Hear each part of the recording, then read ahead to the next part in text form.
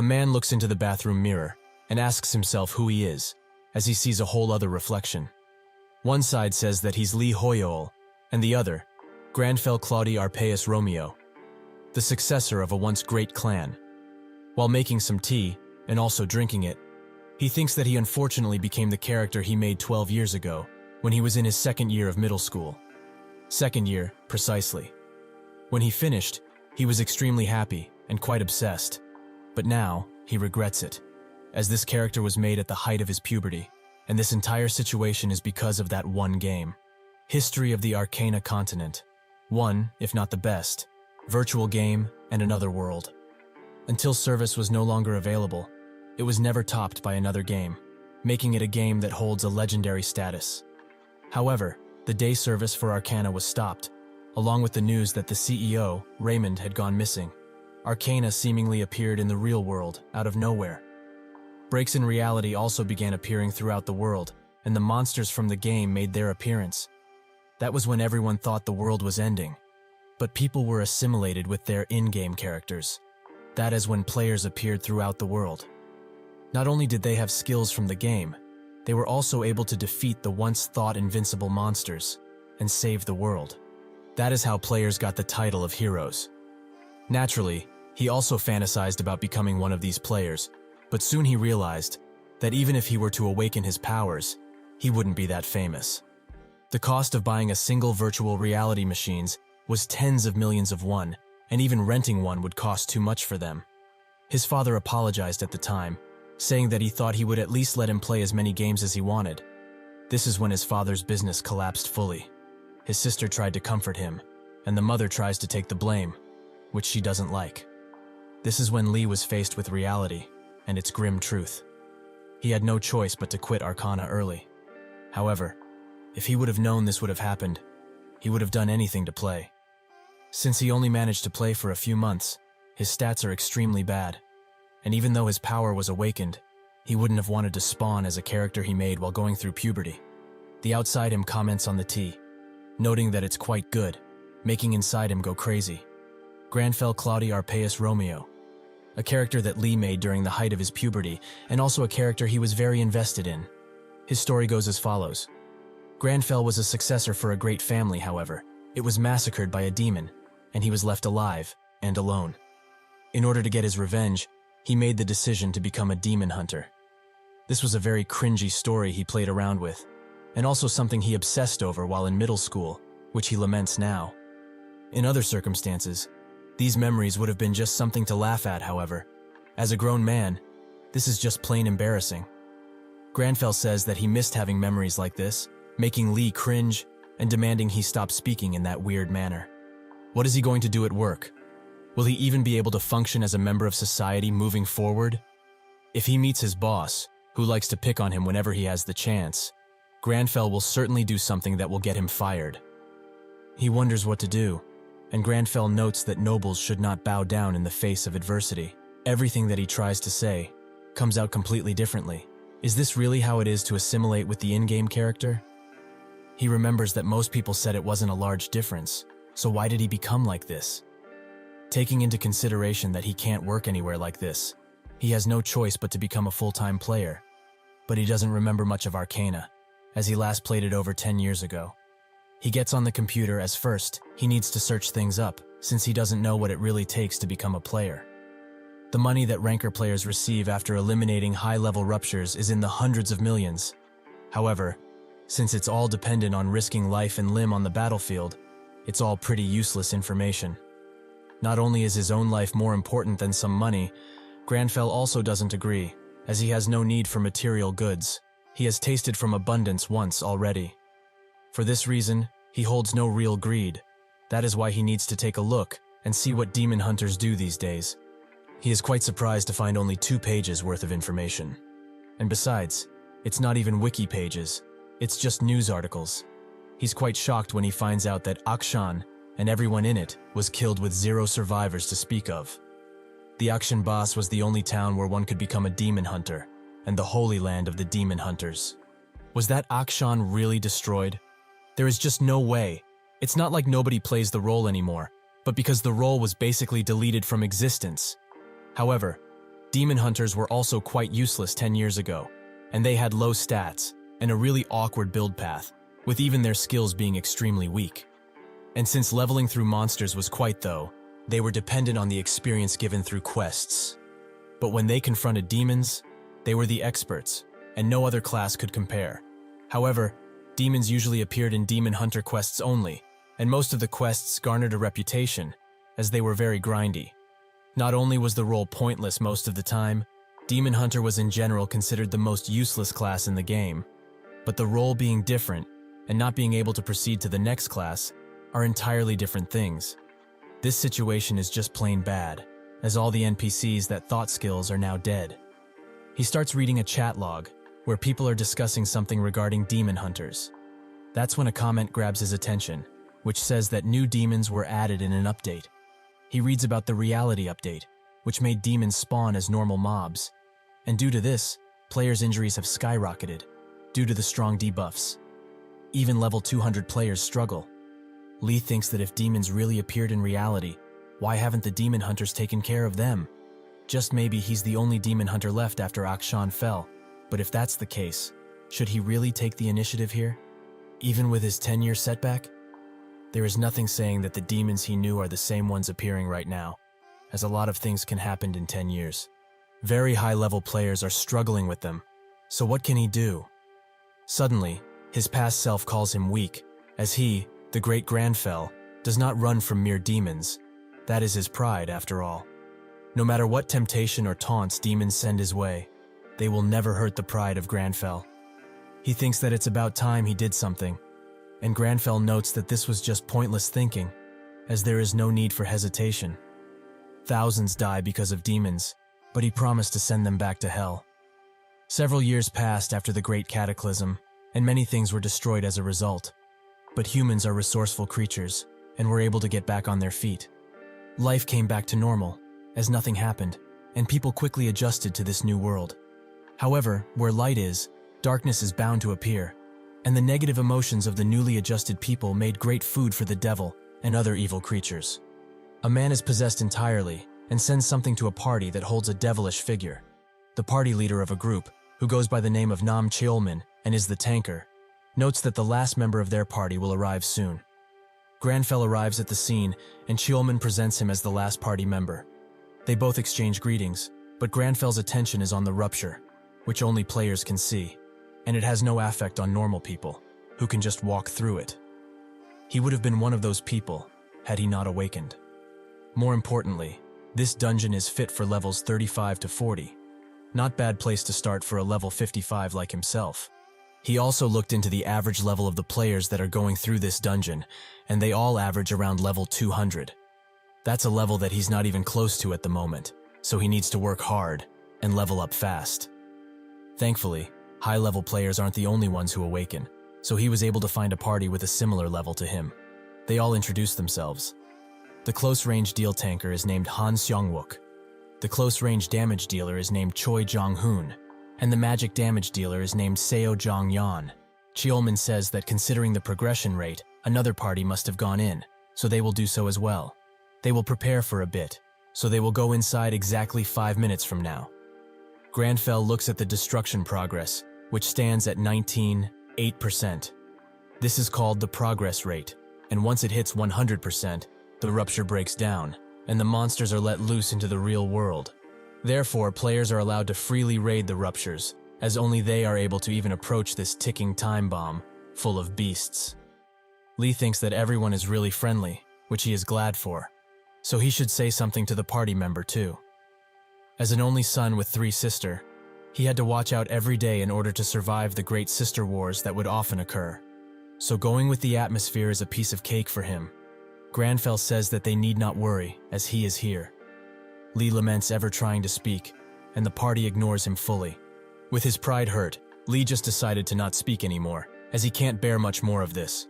They enter the Knoll underground storage, the food storage to be precise. Inside, it looks just like a regular station, although broken, and with blood scattered everywhere. The party arrives at the stairs, and Jong-yeon notes that she doesn't see any signs of gnolls, despite the name of this place. Cheolman says that a party definitely came through before them, but they needn't worry, as they would just take their share if they just take the right route. The party is glad to have such dependable leader, but Grandfell notices that something is off. They find some gnolls, and Cheolman urges everyone to get ready for battle. However, he charges in instantly, which the others take as him simply being eager to fight. Grandfell thinks that their entire combination is a pretty normal one to go with, but it's all over the place, as the tanker is aggroing the monsters instead of protecting his party. The deal tanker is doing most of the defense, and the mage is doing the most dealing. Is this really how people do it these days? Well, he can't complain, as he's pretty useless at the moment. He opens his inventory and spots that he has a few weapons, but nothing useful, so he should fight as little as humanly possible until he finds a suitable weapon. Suddenly, an arrow comes from his side, and he notices that countless gnolls are standing in the shadows, ready to pierce them with arrows. Grandfell warns the party about this, and the gnolls start coming out. They desperately try to defend themselves, and Cheolman just leaves. Jong-hoon demands he come back, but in that moment of anger, he had let himself wide open for an attack, which a gnoll takes advantage of. The blade almost touches him, but an arrow kills the gnoll in one shot. That arrow was from Grandfell, who notes that this beast needs training, and it doesn't really suit him, but punishment is necessary, and he must be the one to do it. Jong-hoon thanks him, although he's quite weirded out by the way he speaks.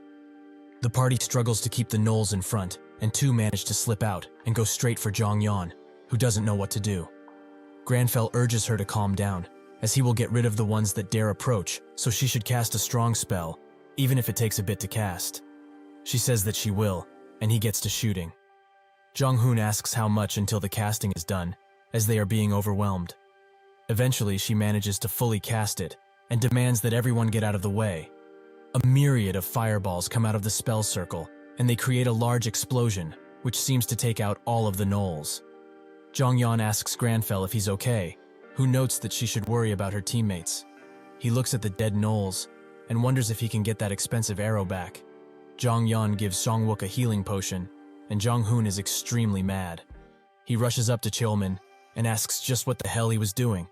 He can understand that he didn't know about the ones who hid themselves, but why did he decide to not help?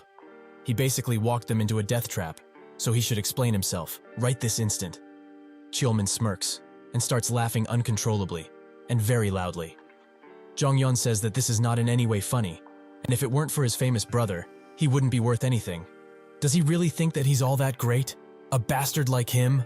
The lights suddenly all go out, and Cheolman notes that if he's really asking if this is funny, of course it is, as how can it not be, when a bunch of moronic fools are struggling in front of him like this? Grandfell's natural enemy skill activates, and it's revealed that this guy is a demon. Cheolman finds it funny that they realize so late, but then again, they are extremely dumb anyway. The party wonders what he is talking about, but before long, they are all affected by his skills, and they see something which they fear the most. In Songwook's case, he sees his party members pleading for help while their skin melts. Their mentalities hit ground bottom, and they are all affected by the fear status. Cheolman laughs at these pathetic humans, who are groveling in the illusion of fear. Suddenly, Grandfell charges in, and almost manages to strike him. Cheolman notes that he must not care for this particular human, as if he dies, this human will die as well. Grandfell thinks that piercing his armor isn't a possibility right now, so he should focus on the gaps for now. Cheolman attacks, but misses, giving Grandfell the opportunity to attack. His skill Natural Enemy activates once again, as its battle power rapidly increases due to the presence of a demon. This attack also hits his armor, but now, it cracked. Cheolman charges in without a care in the world, and notes that humans are the fake creatures to exist. Earlier, he was friends with this human, but now, he wants to kill him. Grandfell just slashes his face open, causing him to wail from the pain. He was slashed by a mere human? But he feels it from this distinct pain, that he was slashed with silver.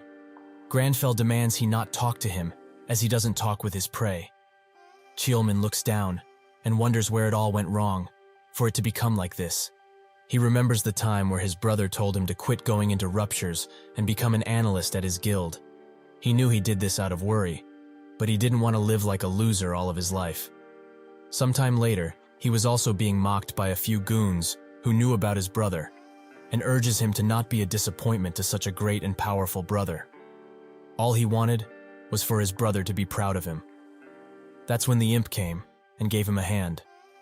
All he needs to do is watch from the backlines while he works. That is how he was possessed, and he watched his party almost die because of himself and the imp who has possessed him. With his mentality so low, he couldn't hope of getting out of the imp's grasp. However, Grandfell had awoken him as the imp was weakened by his constant attacks. He screams for the pain and demands he stop this, as if he continues this human will also die. Does he really not care at all? Does he want to be labeled as a murdered for the rest of his life? Grandfell looks at him and notes that if this is his pride, he gets it. The real Kyeolman grabs and holds his body, even if it means that he will die. Grandfell uses this opportunity to cut his head clean off and notes that with this, he has received his pride. Later, Kyeolman wakes up with his head still intact. He is quite confused, and everyone from the party asks if he's okay. He begins shaking as he saw himself how his body had its head cut off. Grandfell notes that he already told them that they needn't worry about a thing, as he is here for them. A human's negative emotions can lead to the empowerment of demons, so they should all be prideful and hold no fear. A demon hunter's attacks only affect the targeted demon. These words seem to move Kyeolman somewhat, and Lee notes that he didn't forget that logic, even if it's been so long. However, the imp didn't drop a single item, so it means he was dead broke. Later that day, Kyeolman goes to his brother and shows him a post about a certain dungeon and about a party whose leader was possessed by an imp. The comments don't believe a word of the story and call it fake news. His brother asks if what he wants is for him to believe that story, and Kyeolman confirms it. The brother notes that even if he's the guild leader, just taking a person's story for granted like this is a bit too much. Kyeolman explains that the party leader from this story, the one who was possessed by a demon, was him. This causes Nam Taemin, level 368, and the guildmaster of Gaon, to spill his drink all over the table from surprise. Taemin is surprised that Kyeolman wants to quit being a player and become Gaon's analyst, as he was against the idea sternly, so he's finding it hard to believe. Kyeolman asks why he doesn't trust his own brother. Don't they share the same blood? Taemin urges him to stop being so sarcastic about it, and he apologizes, noting that he was only kidding around. Taemin asks if he's also not kidding about becoming an analyst, but Kyeolman says no. He's very serious about that. He has realized what his weakness truly is, and what his real role should be. He's been struggling to keep up with him up until now. But now, he wants to take pride on himself and carve his own path. Taemin notes that his boost in confidence has made him quite curious about what kind of person that guy is to change him so much. Other than having killed the imp through him, if the status abnormality didn't affect him in the slightest, it must mean that his mentality stat is unparalleled. He also fought with a dagger and magic, from what he said. There are thousands upon thousands of classes in Arcana, but he has never heard of a class that uses those two things. He also doesn't get why he went into that specific rupture, considering he could have done harder ruptures with those specs of his. Kyeolman says that he knows how this story sounds, and that it's truly hard to believe, but he asks him to believe in him. Taemin notes that he trusts him fully, since he was witness to all of this after all. Boss pattern analysis, guild management, and the scouting of new players. He got to where he is today thanks to his guidance, so of course he would trust him easily. He even brought a contract since he's older brother, and now, the most prided Gaon analyst.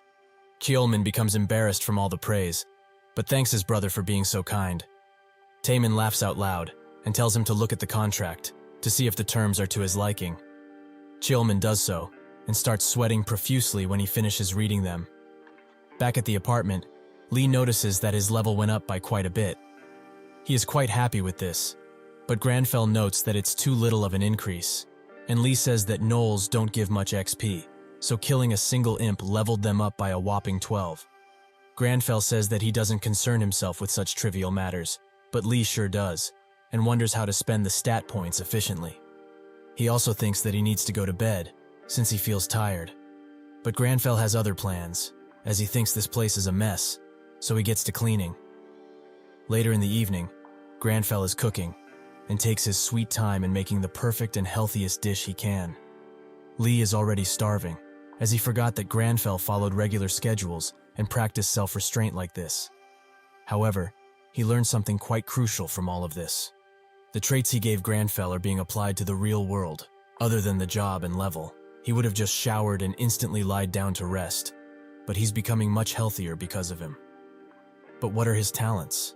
Of course, his talents are not similar to a single one, as he is talented in magic and can imitate most spells just by seeing them a single time. He is also very intelligent and quite fit as well. Grandfell thinks that this is enough and rewards himself with some tea. However, he has to check if these traits also apply here, in the real world. Suddenly he gets a message from Cheolman, which is quite long. He ignores it for now, without reading it, as he has more important things to attend to. The first thing that he will be checking is to see if Grandfell can really imitate most spells just by seeing them once. He pulls up a few videos and gets to writing. Cheolman and Taemin stare in shock at Grandfell's text, a simple no. Cheolman wonders if he got an offer from another guild, and Taemin notes that can't be possible, as they offered him a house, car, all of the fees paid, and a deal with a split of 9.5. How can another guild could ever hope of surpassing that offer? Cheolman says that he can't be sure, but after the Mage Tower appeared in Seoul, foreign guilds from around the world have been setting up branch offices around here. Taemin asks who dares step foot in his own territory, and Cheolman explains that even if it's not a foreign guild that offered him something, all of the top guilds are right here in Seoul, so it might have been one of them. Taemin smashes the table and says that he can't let this go now, as no other guild can give an offer that can actually rival this one. This is a contract so special that he wouldn't dare show it to the higher-ups of Gaon. He gets up and starts dressing, noting that he can't move on from this, and asks Cheolman to know how he looks like, as he is going to bring him into their guild until some other guild nabs him from them. Cheolman thinks of how best to explain him, as he is quite the puzzling individual, and Taemin urges him to think faster, as they don't have that much time. Cheolman thinks about him, and notes that he looks exactly like a fantasy novel's aristocrat. A very fancy one at that. Grandfell writes down all of the magical techniques he had seen on the phone, and Lee thinks that he can see it, the fundamentals of magic, that is. He is now certain he can use these things if he has enough mana, that is. As expected of the great Grandfell now, he can forgive him for being extremely cringy, as he is the best genius around. Grandfell finds his reaction quite rude, and Lee thinks that now, with the stuff he knows, he can distribute his stat points efficiently. He doesn't know how Grandfell's talents will go, but he is open to any and all possibilities. He puts 2 points in stamina and agility each, and 7 into mana, since it is quite low. With 1 point left, he is reminded about Grandfell's sad past, wondering why he even wrote such a dark past. The last point he puts into luck, for his and Grandfell's sake, who will have to work hard for them from now on. He only raised luck form 1 to 2, but that means he basically doubled his luck. Who knows, maybe tomorrow, he will find some money on the street. In the morning, he looks onto the mirror with a shocked expression, as he has found much more than money on the street. A whole class quest, the prologue of Counterattack. After Arcana basically become reality, quests became much rarer, and the reason for it was quite simple. There are not many NPCs in the real world to be able to give quests. Even a normal quest is much rarer than before. But what he got was a class quest, which seems to be a normal quest related to his Demon Hunter class. But from what he remembers, this shouldn't be no ordinary quest. He finds an article about a paladin by the name of Guyver, who had also received a class quest. It is a quest given to only one person among those who share the same class. It is such a big deal that just receiving one is enough to make the top news articles, an amazing kind of quest, that people start mentioning that getting one would mean to get into the top ranks. Logically speaking, there is no way a level 67 like himself would actually get a class quest, so it must mean that he's really the only demon hunter left on this world. However, it does make sense. Akshan was the post of the demon hunters, and naturally sounds like a great place, but the reality was quite shocking. The demon hunter training instructor welcomed them warmly by making them climb a 1,000-meter cliff. This is when Lee was met with the reality of the class he chose. The quests were a repetition of rather pointless hard work, and the facilities were inadequate, to say the least. Even for meals, they had to climb a mountain, and all the NPCs did was scream and yell. Anyone with a sense of preservation for themselves would have quit, but Grandfell found it quite nice, as demons dig into the human mind, and that training made him much stronger. Lee thinks that all of that is in the past, and best left there, so he should take a look at what kind of quest he was given. He opens the tab, and his face drops.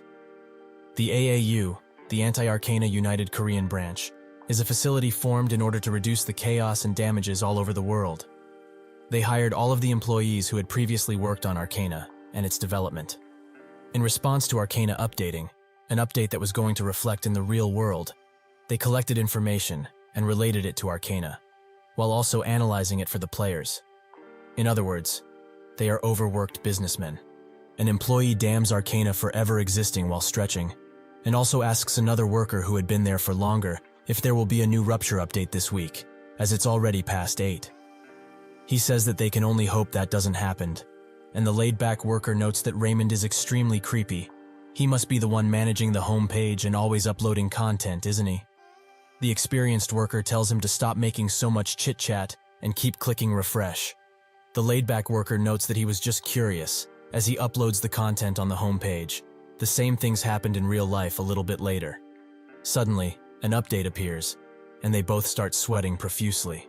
The whole office is in a frenzy, and one person even starts writing his notice of quitting, while another unplugs all of the phones, as the press will surely call them.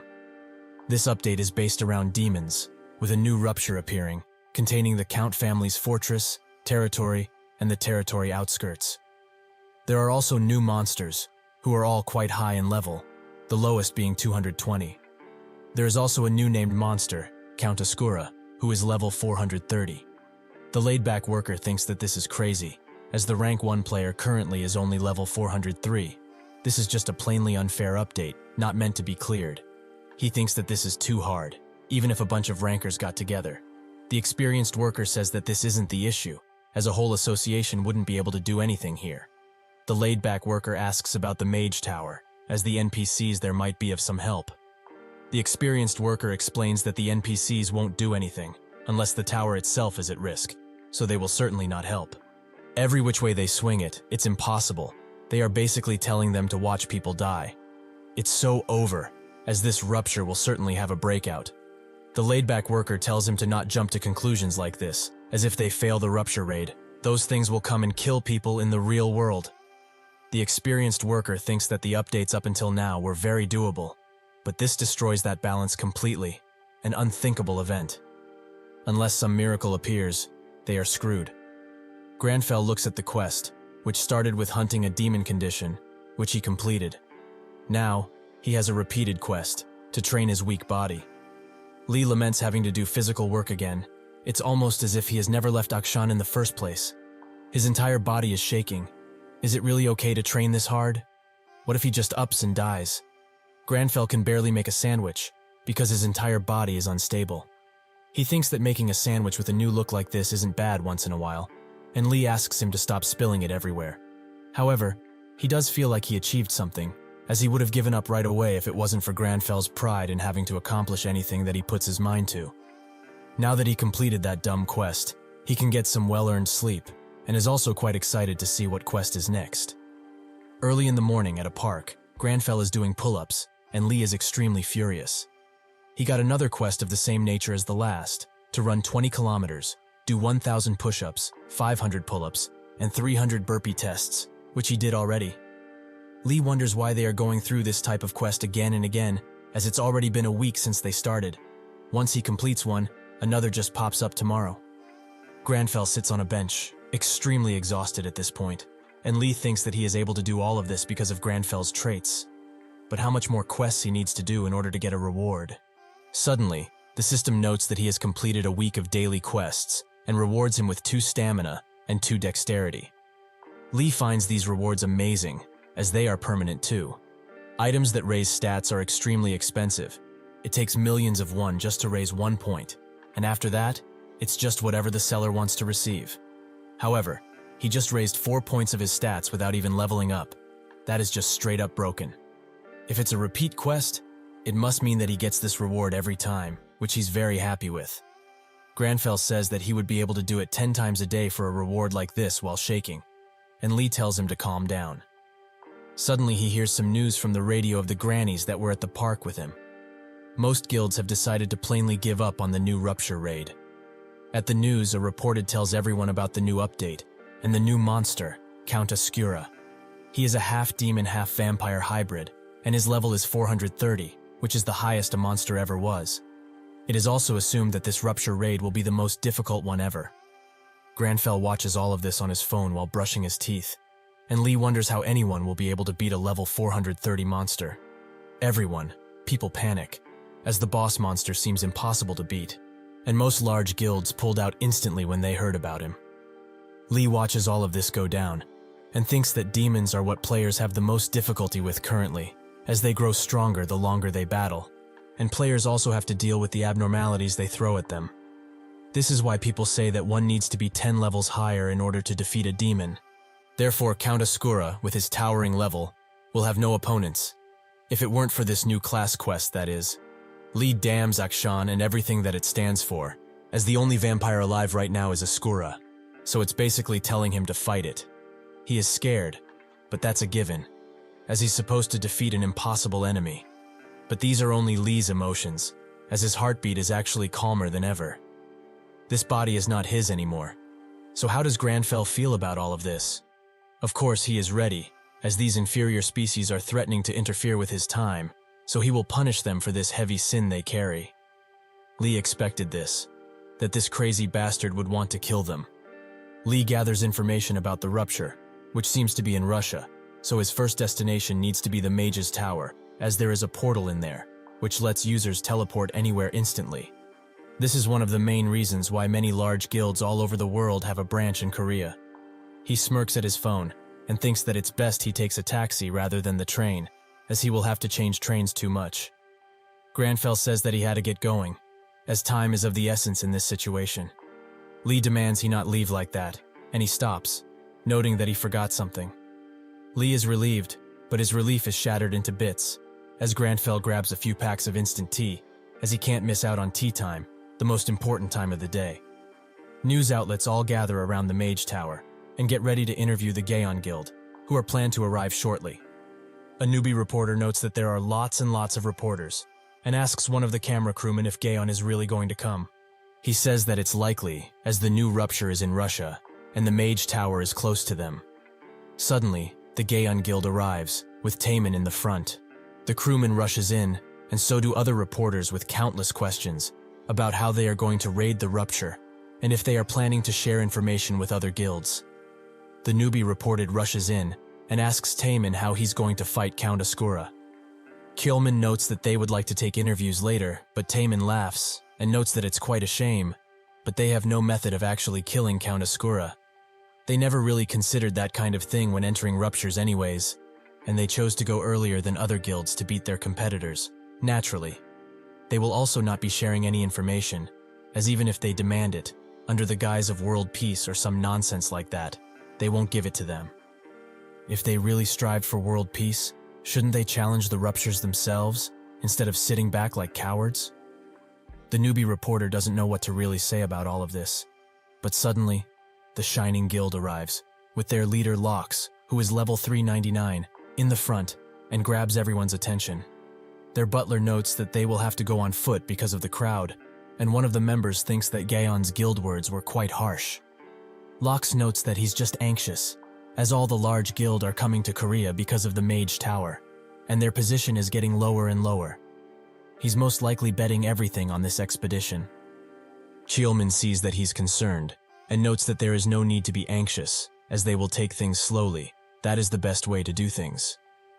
Taemin asks if he tried to contact Lee again, but Kjolman notes that he didn't have time, as the update had taken place, which made them quite busy. Taemin says that if he's as strong as anticipated, maybe he will try to raid the rupture. Perhaps they will see him in the Mage Tower. While in a bus, Grandfell watches another video about magic, and thinks that this marks the 100th video he watched regarding magic, so he understands fully now. There are 3 levels to magic activation: inspecting the mana, interfering it, and finally manifesting it. He uses a fire skill in the bus, and the driver tells him to not use skills in here, as it is quite dangerous. Lee urges Grandfell to apologize, who does so quite pompously. He thinks that he just learned a skill from watching a video, so it's going to be quite helpful, as he didn't have many to begin with. He opens the skill tab, but the skill he just used isn't there. Is this perhaps a bug of sorts? Eventually, he arrives at the Mage Tower, which looks completely different from the outside. He approaches the portal and suddenly feels something vague, almost as if he could also manifest this type of teleportation magic. It might actually be easier to understand than the ignition magic earlier. A man carrying something suddenly bumps into him and sends him straight into the portal. Taemin demands he watch where he is going from now on, as they are making them look bad. Chilman thinks that the man who was pushed into the portal looked like Grandfell, but his thought had interrupted by Taemin, who asks him for the briefing. Chilman starts explaining that the new rupture is in Russia, and it looks like this. The outer circle is the territory's outskirts, and there are countless entrances. The inner circle is the Count family's territory, and there are about 30 entrances. The last is the innermost circle, the fortress rupture, where the boss monster Count Asura resides. This is just an assumption based on shapes and patterns, but if the rupture breaks, it's likely that the Count Asura castle will be summoned in the real world. In Russia, countless news outlets film the new ruptures, and even a vlogger is there, who starts live streaming his experience. Suddenly Grandfell arrives, and the vlogger tells him to find another rupture, as he was the first here. Grandfell tells him to move at once, as he hasn't the patience for something like this. Lee just meant that he was cold, but of course it came out like something else.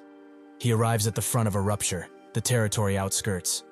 He just hopes that from here out, it's more warm. Inside, a woman is slaying a few zombies, with her group telling her to wait, as she is moving too fast. This is Leonie Bellucci, level 348, and the Berserker Guild Master. Her trait? To say lots of words that need to be censored. Grandfell arrives on the other side of the portal, and thinks that this must be the outskirts of the territory. Lee doesn't like it one bit, as it's even colder in here, but Grandfell likes it, as this weather is making his blood boiling and keeping him warm. Such a great way to begin the hunt. Suddenly, a few growls can be heard from behind him, and when he looks, more than a few bloodied wolves appear, which are all level 230. Grandfell thinks that have a pretty high level, and he's only level 67. However, with the natural enemy skill, he can surely come out of this victorious. Grandfell says that these must be the Count's guard dogs. They really chose the wrong owner. He summons his dagger, and notes that he will make them unable to be ignorant, and then they will realize the fear of being hunted. In a different part of the outskirts, Leonie's group assesses the dead wolves, while she starts kicking one who is already dead, and saying some things that YouTube certainly wouldn't like. One of her guild members urges her to calm down just a bit, but another dismisses this, as this is just how she is. Finally, she calms down and looks upon the wolf, who is surely dead now if he wasn't previously. The guild members talk about how they already killed dozens upon dozens of these things, but there's seemingly no end to them. That's when Leonie noticed that something is very strange with them. These wolves hold no fear. It's as if they don't even know what that is in the first place. The guild member asks what she's talking about, and another urges her to not try and seem sharp, as it's clearly not working. She says that isn't why she's saying this. It's that it feels really ominous, and for no reason. For example, have they ever seen even one whimper or look in pain while they killed them? The party can't say that they have, and this leaves them quite puzzled also. Suddenly, a desperate howl can be heard from a distance, and they notice that it's clearly not a normal howl. It's a cry for help, rather. They didn't sound like that when they were killing them, so what could make them do that? Leonie notes that if they won't look, they won't know, so they should follow. The party urges her to wait, and one of the members signals the others to rush, as their guild leader is on another crazed sprint. Grandfell uses the bow, and thinks that he can feel the mana that is gathered at the arrowhead. It's not a good arrow, as its craftsmanship is quite poor, but he can inspect the mana on the arrowhead and interfere with it. And if he does that, he can manifest whatever he wants to. He covers the arrow in flames and shoots a wolf, instantly killing it. The others are now hesitant to even attack at this point, but they also can't run away, as they can't escape Grandfell's agility. Later, Leonie arrives and is awestruck at what she is seeing. A lone man, among countless wolves' bodies, enjoying some tea, as it's most likely tea time. One of the guild members wonders if he has a fire arrow magic skill, and Leonie wonders who this bastard is. Who in their right mind dresses up in a suit for a rupture raid, and why is he even drinking tea in the midst of all the flames? A guild member suggests that he's most likely a streamer, and he probably started following a guild, but couldn't catch up, so he decided to rest here. Leonie thinks that is pretty stupid, and talks with him, noting that it's very dangerous around this area, so a civilian shouldn't be inside. He must get out, now. Grandfell just side-eyes her and continues drinking his herbal tea. Leonie is extremely mad that he ignored her, while her guild members try very hard to contain their laughs. She tries to scold him for ignoring her so rudely, but that's when the guild members demand she watch out, as new enemies have arrived and are surrounding them quickly. The party gets ready to defend themselves, but are very scared at the sheer number of them, and wonder where they came from in the first place. These are bloodied bandits, and seem to be at the same level as the wolves, 230. Leonie demands everyone get into position, and they begin attacking the bandits. A guild member urges everyone to be cautious, as most of them are brandishing weapons. Leonie gets into a position to activate her skills, and slashes countless bandits in only a second. She tells her party that they have nothing to worry about, but she gets proven otherwise, as on a nearby hill, countless archers are ready to unleash a flurry of arrows on them, and their deadly red eyes glisten even through the darkness. A member notes that they are basically surrounded. So what do they do now? That's when Grandfell finishes his tea, and Leonie is extremely surprised that he didn't leave. Is he actually insane? This is not the time for tea at all, so he should run already. Grandfell looks at the thermos and notes that now, it's pretty doable. The bandits unleash their flurry of arrows, and Leonie can only look up, as there is basically nowhere to run to. Grandfell starts inspecting the mana that is inside of the thermos bottle, and interferes with it. What is left to do is manifest, as in order to get the skill he wants, in the scale he wants, he needs tons of mana that he cannot really handle at this level. If his assumption about this is wrong, he will pass out instantly, by simply trying to manifest this skill. However, what if these magic spells that he's always using are not skills? A surge of mana rushes within him, as he has gained new meaning of mana and its uses. A large beam of blue mana comes from the ground, and Leonie prepares for the worst, but the worst doesn't happen, as giant wall of rocks have saved them from the countless arrows.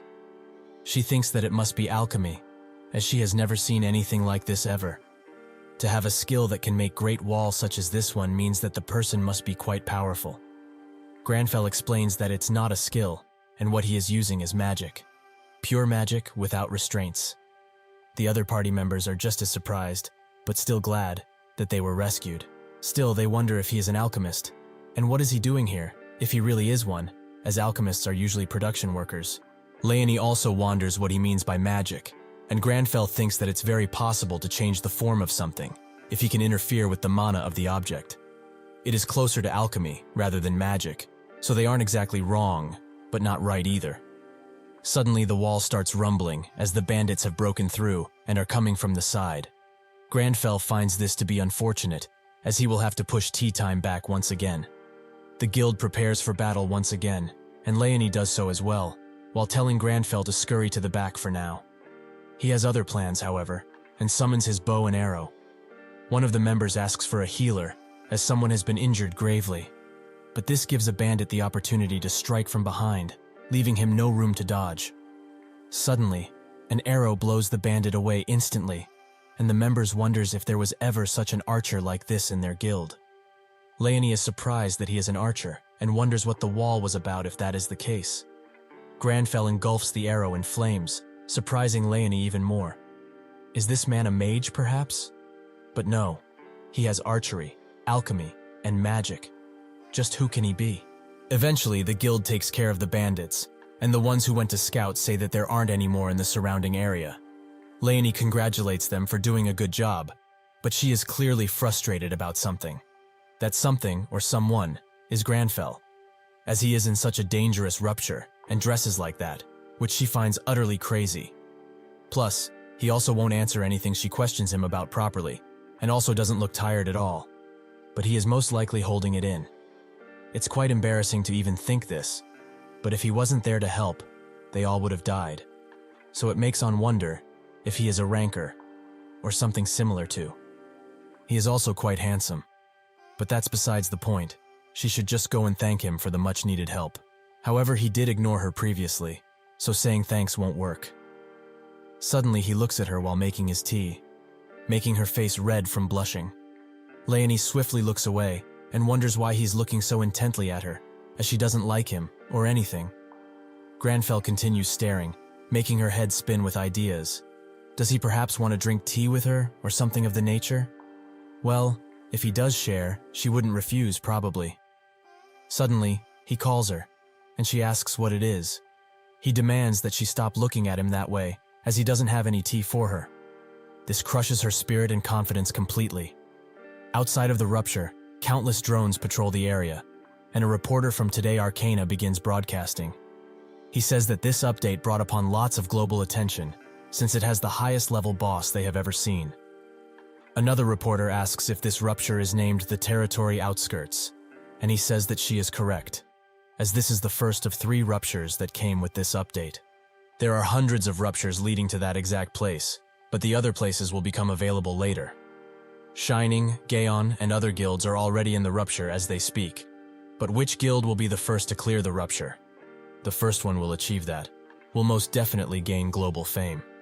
A man watches all of these news from a tent, and another man comes in and notes that he must want some coffee, since he is the director and all. He urges him to get inside fast, as he's letting snow in. The assistant asks why it's so dark in here, and the director says that he simply likes it this way. He also asks about how the rupture is looking, and if any new videos came in. The man explains that everyone is around the middle of the rupture, with the Shining Guild being the fastest right now. The director notes that if this is really the case, they should get a spot near Shining, and prepare to interview them first as soon as they come out. The assistant notes that it will take a lot of time to beat it, so they should just watch the drones. Suddenly, he spots something, and bolts outside, even through the camera's way. The reporter apologizes for their assistant director, as he just ran in front of the camera like a madman. The director starts clearing at them to follow the assistant right now, as a rupture has just turned blue, meaning that somebody cleared it. The reporter asks who it might be, but the director doesn't have that type of information right now. They just have to run like the wind, and be the first there. The assistant gets to the blue rupture, and is quite surprised at what he is seeing. He makes contact with the director, who is ecstatic, and asks what he captured and which guild it was, Gaon or perhaps Shining. The assistant explains that it's neither, and surprisingly, it's the Berserker Guild. The director finds this puzzling as they are the 32nd in terms of rank. The assistant confirms this, and notes that he's sending him a video as they speak. The director notes that Shining is still in the middle, and they went into a new and dangerous place, but they all look fine. Suddenly, the assistant spots a Korean person is amongst them. Even thought Berserker is a European guild, so him being there is quite strange. Other reporters start rushing in, and the assistant notes that he will try to get in front. The director is extremely confused at this point, and the assistant rushes to Grandfell. He asks if they can do an interview, and what about his relationship with the Berserker Guild is, and if anything happened inside of the rupture. He bombards him with constant question, and that's when Grandfell demands he move out of the way, as he is testing the utmost limits of his patience. The assistant is left shocked, and Grandfell leaves, as this place is too cold. The Berserker Guild is bombarded with interviewers, who ask tons of questions. Leonie doesn't want to comment on any of their questions, but one of the guild members urges her to do otherwise, as this is their first big clear. She, however, still refuses, as they should interview that bastard instead. She is still very mad at what he told her, and that he pushed through and cleared the rupture first. She asks where he is, and a guild member notes that he left first, as he wanted to go home for a bit. Leonie is extremely mad, and the reporters can only watch her melt down. How can he leave like this when she was basically acknowledging that he beat the entire rupture solo? She continues her rant like a rabid chihuahua, and her guild try to calm her down, as he must have a good reason to leave like this. Suddenly, a second rupture gets cleared, and the interviewers flock to it. The second clearers were Gaon, who look very tired and bloody. The interviews flock to them, but Taemin notices that the Berserker Guild is also here. Were they really the first ones to clear it? That's when Leonie says something, which catches everyone's attention, including the interviewers. At the base camp of the Gaon Guild, Kyeolmin and Taemin watch the news while eating some well-deserved hot noodles. What Leonie said was that Gaon wasn't the only good guild in Korea. This makes Taemin quite mad, as she saw her giving him some side-eye while she said that. She got first clear, and this is all she says? They barely managed to clear it before them anyway, so why is she so smug? Kyeolmin wonders what she really meant when saying something like this, and Taemin notes that she must have been insulting them, as nobody is as great as their guild in Korea. He gets so mad that he hands the ramen to one of their assistants, which he happily takes. However, it was empty, as he already ate it all. Kyeolmin notes that she probably meant that she met a Korea player in the rupture, with Taemin thinking that perhaps it was the Mythology Guild. Kyeolmin notes that they are still in the rupture, and Taemin finds it great at first, but then laments it, as he doesn't know who it could have been. Kyeolmin says that he's not really sure, as it's hard to find a Korean who is better than them. However, there is only one person he can think of. Grandfell takes a hot shower, and Lee dances around, as he is extremely happy to get out of that cold and enjoy some well-earned rest. Grandfell finds his attitude quite embarrassing, and Lee says that after a hot and nice shower like this one, he will take a good and long nap.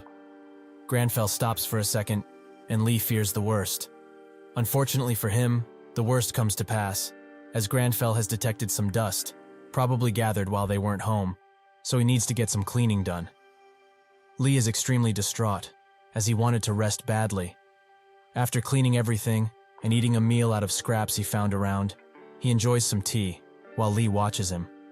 However, he doesn't even feel sleepy anymore, and looks at all the gear he got inside of the rupture. He thinks that there isn't anything really that useful in here, and also checks his stats. His level went up by 19, so it's now 86. It's not that much considering that was a high difficulty rupture, and additionally, it was very dangerous. Magic uses less mana than skills usually do, and thanks to that, he was able to use it more, which is much better than the skills he had. Grandfell notes that, even with that, the regeneration of mana was very slow. That is a given, however, as they do not have any accessories or equipment that help with it, and the Demon Hunter class has few benefits, and there is nothing related to skills. It would have been quite bad if they hadn't met that group, and could have thanked them, if only he knew who they were. Grandfell notes that it is because he was lacking, surprising Lee quite a lot. Grandfell did not really know how to be humble, as if someone were to underestimate him, he would prove himself. On the other hand, if someone were to overestimate him, he would meet their expectations and make their assumptions a reality. Why is he suddenly remembering this trait that he wrote? Grandfell explains that the next rupture will be in the Count family's territory, so there is no time to relax, as he can't depend solely on magic and has to get better at combat. He found a suitable subject for today's test anyway. Lee thinks that he's right. The players that were fighting alongside them had combat skills, with the short-haired girl being the most notable of the bunch. If he can copy those movements, his combat abilities would improve. Grandfell pulls up a menu, and Lee urges him to stop, as he knows what he is doing, but begs him not to. Grandfell activates another body training quest, despite the Lee's words, as basics are the most important thing to take care of. However, he needs to do the dishes first, as cleanliness is also needed. Lee wonders where sleep will fit into all of this. Later that night, he starts running while listening to the radio, and Lee starts crying, as he only wants some sleep. Suddenly, the radio station notes that they have some urgent news to share with everyone. Currently, most of the territory outskirts ruptures have been cleared, and soon enough, the Count's territory will be available for raiding. However, according to some news they just have received, the destruction progress rate of the Count's territory suddenly jumped to a large 60%, despite it not being open just yet. At this rate, the Count's territory might break, so professionals are expressing worry about this matter. The Gaon Guild watches this, and Taemin notes that this is an impossible situation. It's only been a day, but the destruction progress is already at 60? How in the world is that even possible? Kyeolmin explains that the time limit to clear gets shorter the stronger the monsters inside of it are. Taemin notes that it got faster for no reason. Does it mean that the monsters inside got stronger? Kyeolmin notes that he will have to look further into all of this, as it is quite strange. At the Today Arcana camp, the director is in a frenzy, as there must be a reason the monsters suddenly got stronger. The assistant notes that there is no way to know, as even the advanced guild's analysts have no idea. The director says that something must be done about it, otherwise it's over for all of them if a rupture were to break down like this. Once the monsters start spewing out, all the civilians will be butchered and players will suffer the same fate. Grandfell reads more about this and finds out that this has never happened before, so it makes sense that nobody would know. Since this information is only available on auction, which was destroyed. He needs to hurry, as vampires are creatures that share authority through their blood, and Count Asura did the same with the monsters inside of the outskirts. When they died, the authority naturally goes back to the owner, and the Count probably just redistributed his authority with the monsters inside of the Count's territory. This is why the monsters became stronger and the destruction rate progressed. But if that's the case, if they raid the Count's territory, there is a risk that the Count's fortress will break down instantly afterwards. Count Asura is an aristocrat that does not take back what he granted to others, so he will bestow judgment upon him, who is dirtying the honor of the aristocracy. Lee thinks that is cool and all. But what about sleep? Grandfell notes that he can sleep only when he sees that thing dead. The Count's territory starts breaking and cracking, and only 5 hours are left until it breaks down. More people gather around the Count's territory rapture, and a streamer by the name of Park Huigang welcomes his viewers back to his channel, which exudes determination. He is currently in the snowy mountains of Russia, as the Count's territory has reached a huge 70% destruction progress. So, there are less than 5 hours until the rupture breaks out. The time is exactly 3:48 a.m., and there are tons of guilds here, despite how early it is. He pulls out a notebook and notes that he has some interesting points to make, but the chat is not that impressed, and they mostly diss him. The grind never stops, however, so he explains that this time, the Count's territory only has 30 entrances, way less than the previous rapture, which had 200. And since there are so few entrances, various guilds decided to go into one rupture at once. The XP and loot is distributed based on the contribution rate, however, so guilds need to balance each other in order for both to prosper. The chat continues to diss him like usual, since they probably have nothing better to do, but that's when they spot Cheolman behind him, so Huigang turns around to see him, and indeed, it is. Cheolman greets his team, and Taemin asks how the rupture entrance situation is. Cheolman explains that he looked into it thoroughly, and found out that competition is basically inevitable, since there are so little entrances.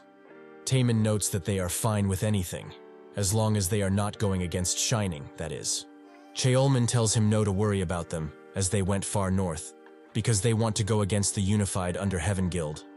Taemin is surprised, as that is the guild which holds the second rank, and Huigang's chat begin talking about how the first and second guild are duking it out. Cheolman says that Berserker is with Second Son and Bohemian, which makes Taemin think that they are better safe than sorry that way, but they will not gain much look or experience. Huigang's chat slowly disappears in front of him, as the people are going to watch other streams, so he tries pleading with them, but nobody is really listening at this point. Suddenly, someone arrives near them, and Taemin's face contorts into a wicked smile, and he shakes while asking what they are doing here. This is the fourth-ranking guild, Inazuma.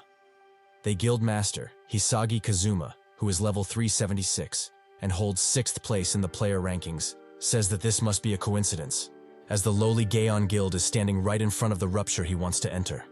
Huigang is surprised that Inazuma is here, and his chat is even more intrigued right now. Taemin notes that they were very insistent on not placing a branch of their guild in Korea, so their plane must have just landed, right? Kazuma laughs it off, and explains that it's much better and economical to take the place to Russian, than set up a whole branch in Korea. Taemin asks if he's really challenging them right now, and Kazuma notes that isn't worth anything of value, so the world won't lose anything if they eliminate them. The guilds both start to exert their power, and get ready to attack at a moment's notice.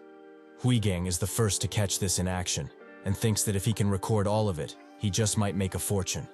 That's when countless other streamers and reporters sweep besides him, and rush to see Gaon and Inazuma in action. They rush in, and ask tons of questions, with no real rhyme or reason, while Huigang just watches from behind, as that is the only thing he can do right now.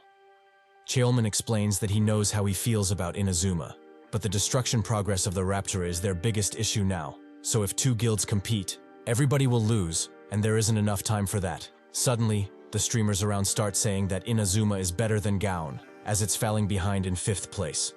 There is also the rivalry between the guild masters, which is quite sad, as Kazuma is 6th place, while Taemin is a lowly 11th. All of these comments sting Cheolman like bees, and they are both extremely riled up now, and ready to go.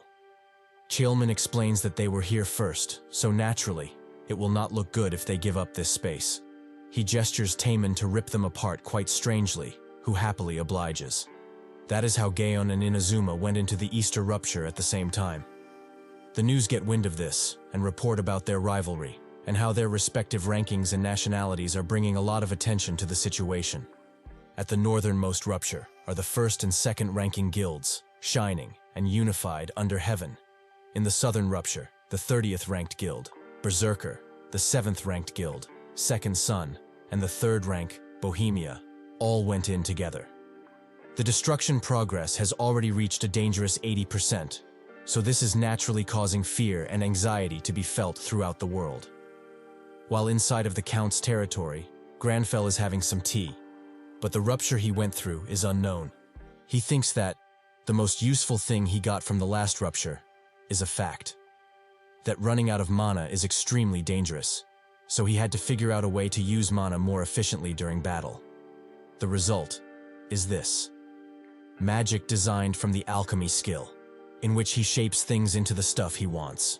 At first, to test things out, he got some rocks and changed them into a teacup and table. However, the more complex decor and detail he wanted, the more mana he had to spend, so it is not as efficient to use in battle. There is also one more thing he realized while pondering this issue. Suddenly, a few soldiers of the Count arrive, which are all level 300. Grandfell puts his hand forwards and notes that if this is all the authority the Count gave them, it is quite pathetic, to say the least. A few rock formations rise above the soldiers, and Grandfell demands they turn back into dust.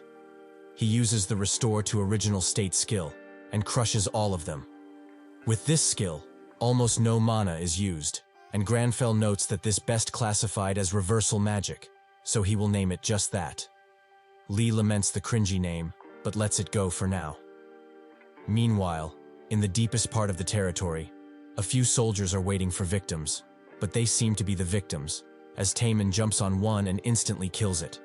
The others see this and jump on him, but this makes him smile, and he uses an extremely wide swing to hit all of them at once. Afterwards, his guild also arrives, but Taemin thinks that something is amiss here, as he has only killed 10 monsters, which is very few for how deep they are.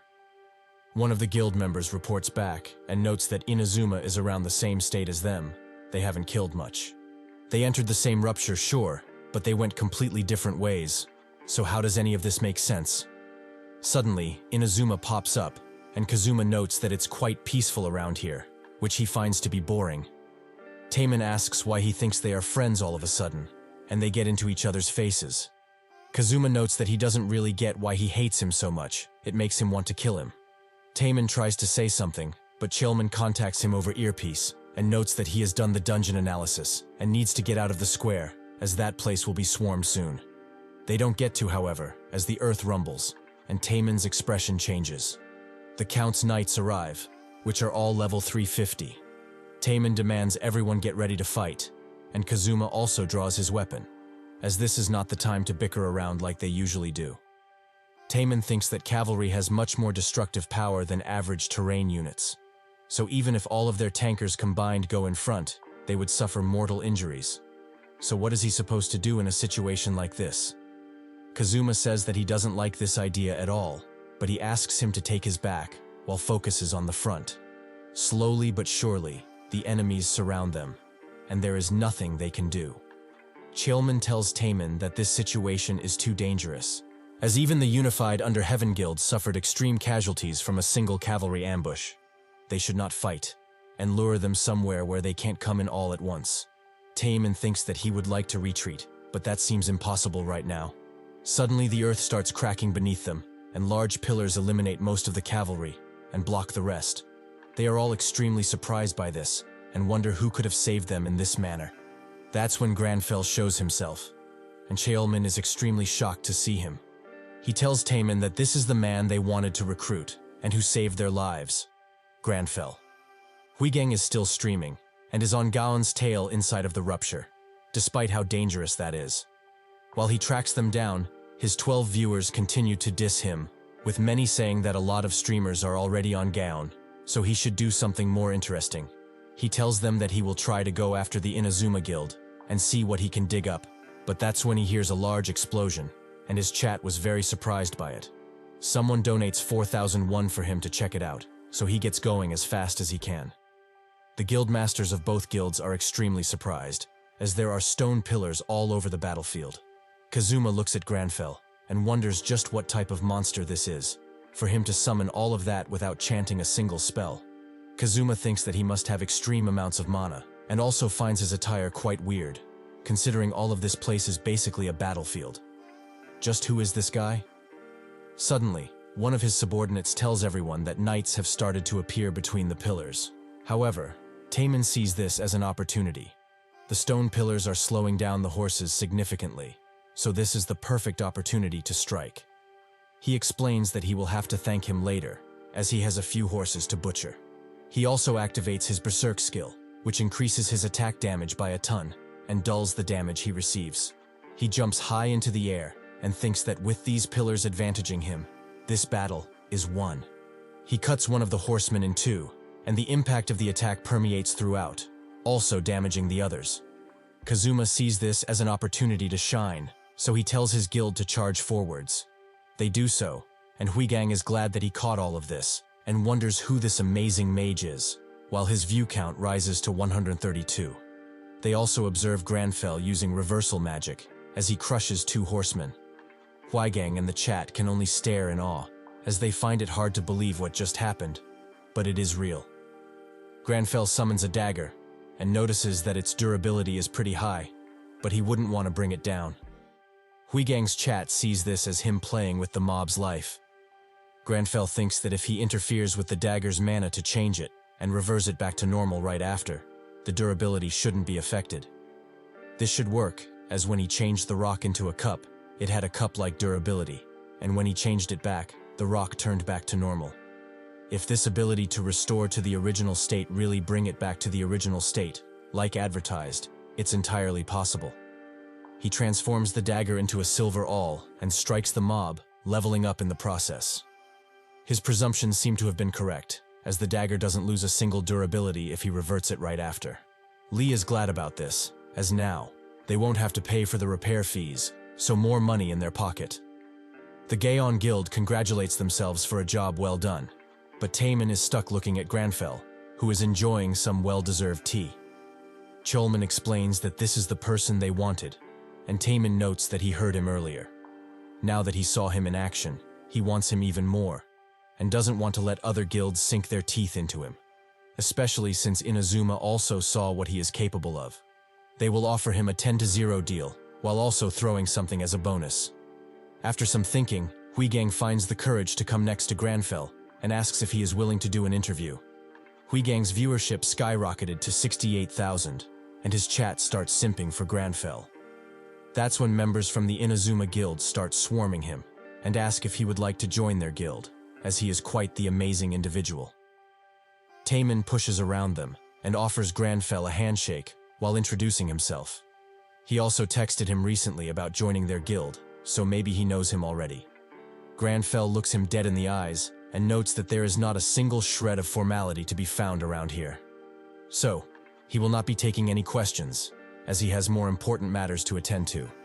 The chat explodes with comments, as they find it very cool or funny. News about Grandfell go across the internet, and the Shining Guild seem to be very interested in this. They leader, Lox, asks his two subordinates what they think. Camilla notes that she doesn't know anything about magic, as she is an archer, and Dimitri, the 8th rank player, screams that they don't know. He also tells him off, as he is quite popular, so he doesn't know how desperate he is. He barely managed to get this date, but he is in this meeting with him, and missing all of the fun. For what? Just a bastard on a screen?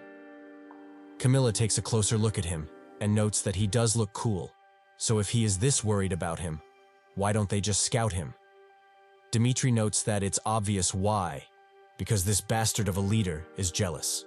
Because even though they cleared the Count's family territory first, everyone is talking about that man instead of him. Camilla notes that they are probably just hyping him up like they usually do, and Dimitri agrees, while noting that he can't be this late to a date, so he needs to go already. With that, both him and Camilla leave, letting Lox look at the screen in peace. That's when another member comes behind him and notes that what this man did is like magic, but not really. This is Jessie Heinesi, a level 397, and the 4th ranking player. Lox notes that he never heard her describing something as cool, and she begins analyzing further. She begins smiling, and says that this person is quite interesting, and should be studied further. At the Berserker Guild camp, Leonie is extremely angry that they missed recruiting Grandfell, as the others didn't let her, so now she is taking her anger out on them. At the Inazuma Guild camp, Kazuma gets a call from someone, who notes that they must bring that silver-haired man to their side, no matter what it takes. In the latest news, the reporter explains that the Count family territory has been cleared successfully. Shining and Unified Under Heaven both fought valiantly for the first place, but eventually, Shining was the victor and took the first place. The only ruptures left now will be the Count's family fortress, with its destruction rate being at 72% currently. Because of this high risk of a rupture happening, there is a lot of tension within the different base camps. If the fortress rupture really were to fall, they can basically wipe Russia off the map, so the only thing they can do is at least wish them luck and pray for them. Grandfell, after taking a shower, watches the news about him, which describe him as a mysterious player. Many news outlets discuss in length about him, and reaction channels start blowing things out of proportion, like usual. One of the news outlets notes that building so many pillars from just a flick seems impossible to do with current abilities, so they will ask their rupture specialist. He explains that the situation was dire, and if he was a second late to the party, many people would have died there. The player who did all of this knew that the knights were betting on their mobility, so he changed the terrain, and that, combined with his quick thinking, is what saved Gaon and Inazuma. And also, from then on, he just watched, which seems to be his way of being nice to the other guilds, basically saying that it's their time to shine. Grandfell thinks that he was just out of mana at the time, but Lee thinks that it's great they aren't calling him an asshole, like what would usually happen. He also checks the loot they got, as among it is a rare item, the first one he got. This is the necklace imbued with the blood curse, which must be purified in order to bring out its real effect. These items are called devil items, as once the curse is broken, a random effect is unsealed, so basically a gacha item. Most players would throw this away because of the effort they need to put into breaking the curse. But there is another proper way to use a cursed item, with the exorcism ritual skill, which invites a demon into one's head. Lee thinks that this is one of the 2 exclusive demon hunter skills, and it's needed in order to use the item as an offering. The basic affect of the skill is that one can attack a demon without harming the one it possessed, like he did with Cholman. But things change when there is an offering into play, as he can invite a demon into his very consciousness. It's similar to the status abnormality given to humans by demons, although there is the possibility that one can be possessed by the demon if they have a low mental stat. However, if he can fight the demon inside of his head, where it's more advantageous for him, things will be easier. Suddenly he gets a call from Cholman, and Lee thinks that it might be because of how Grandfell basically embarrassed their guildmaster on live television. They don't accept the call, and instead write a message, to maybe clear things out. Grandfell, however, didn't get the memo, so he writes a single word: troublesome. He left out that he doesn't want to be sued, making Cholman and Taemin think that he is ignoring them again. Taemin sighs, as he only wanted to apologize for being informal and offer him a deal. They watch the playback of the news, and see that indeed, things were informal, as everyone tried to talk with him at once. They also see that his eyes were tired, so he was struggling to hold his anger in. This was just because he was tired due to the amount of mana he used.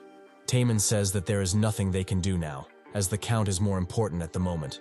The destruction rate of the rupture rises to 83%.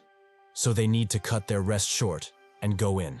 Suddenly, the ground starts shaking, and some urgent news start blaring out of every speaker.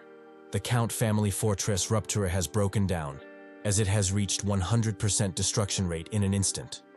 The base camps are now in disarray, and there are around 200 injured. The United Nations and US are advising Russia to close their borders now, so the players need to evacuate as fast as possible. The Count's fortress pops up into the real world, and Grandfell also arrives, not being that surprised that it collapsed. The others watch him as he goes in alone, and he stops at a statue. He notes that it is quite distasteful, and with that, he is the first man to officially enter the fortress. Grandfell wonders how that old and decrepit vampire dares call this place a fortress. But well, it does fit him, since he is what he is. Lee thinks that Grandfell is saying all of this solely because the mansion of his family was at least 10 times bigger than this place, which speaks volumes. Suddenly, the eyes of the gargoyle statue start glowing a deep red, which spooks Lee a bit. The statue snaps out of its eternal rest and starts cracking around as it gets ready to attack Grandfell. The other players are as shocked as Lee and wonder if they should help Grandfell, as he is famous for attacking with a dagger, and if he only has that, he can't hope to win against that stone beast. Or perhaps, since the rupture has fully come out into the real world, should they just run away? The gargoyle attempts to strike Grandfell with all of might, but with only one flick of his fingers, he shatters it into tiny pieces within a split second. The Shining Guild hears the commotion and wonder what that noise is, as it seemed to come from the fortress. Camilla says that this sounded exactly like the noise from the video they watched, about that white-haired guy, and Jesse, probably out of sheer curiosity, starts flying towards that direction. Lox tells her to stop, as they were about to go in anyways, so they should do so together. However, she doesn't listen to a word of his, as she is extremely curious at this point. The other players look at Grandfell in awe, as he defeated that mighty-looking gargoyle in a single attack. Lee notes that it was made out of plain stone, and he's broken too many of those in the past for this to be of any difficulty. Grandfell explains that particular statue was of poor quality, poor texture, material, and creation. They put such a piece of garbage in their garden, like it was something they should be proud of. Pathetic creatures. The players start screaming, and with newfound confidence, they charge in, all eager to see what the mansion has to offer. Lee is surprised by their sudden change of heart, and Grandfell spots another quest popping up in front of him. This one is a class quest, and is a sub-quest for the prologue of the counterattack class quest. What it entails is to make the vampires feel fear about being hunted. Lee is puzzled by this quest, and wonders what that even means. But Grandfell gets going instantly, as this is not the time to hesitate about things. Lee urges him to just sit and think about this for a bit.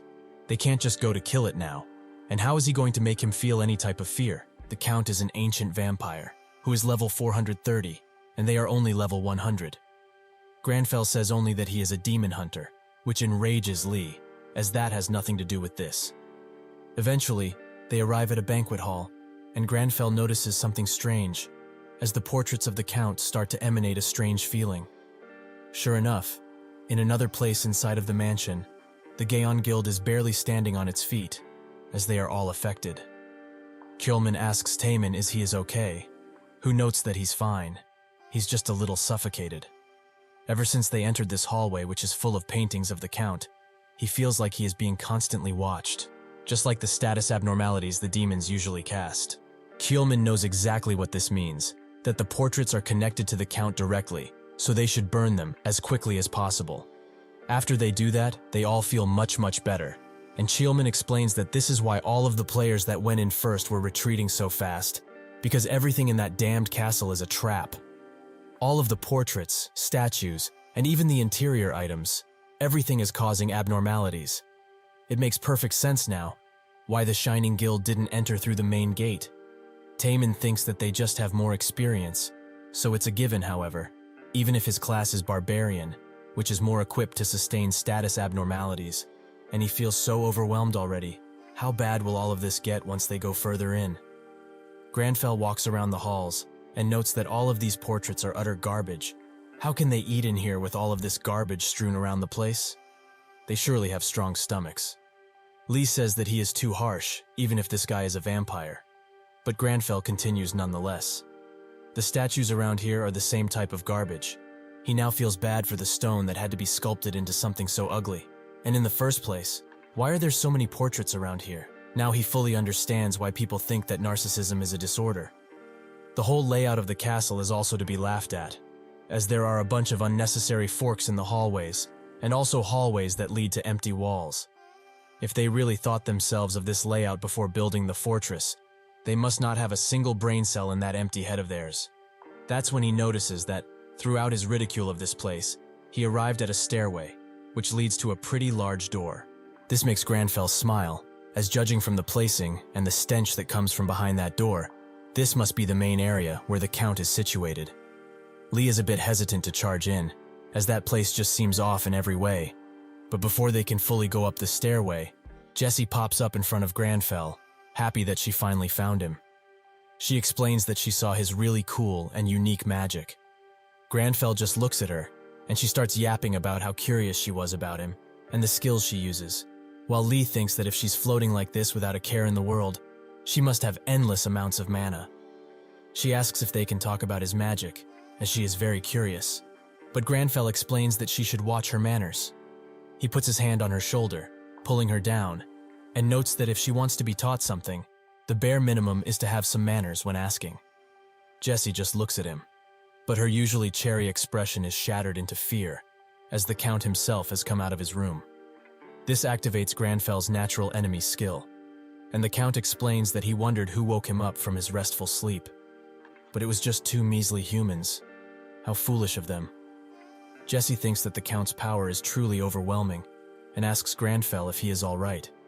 However, he doesn't hear her, as he is too focused on that stinking vampire. Count, how funny, as he should only be called Asura. All he is a rather vulgar and vicious vampire. He takes out the necklace he got earlier and uses it as an offering. Today, he will be taught an important lesson for pretending to be of real aristocratic lineage. He activates the skill exorcism ritual, and Lee now gets it. If they do manage to activate the ritual, they could bring Asura into his consciousness and fight there. So this is what Grandfell meant by saying that he is a vampire hunter, as his head is filled with thoughts about eradicating demons. Will this be okay, however, as Asura is still level 430, so if things go wrong, they might get possessed. Asura starts laughing at his necklace, and notes that all of his is quite a pity, in his eyes. He likes his arrogance, but he is still nothing more than a lowly humanoid.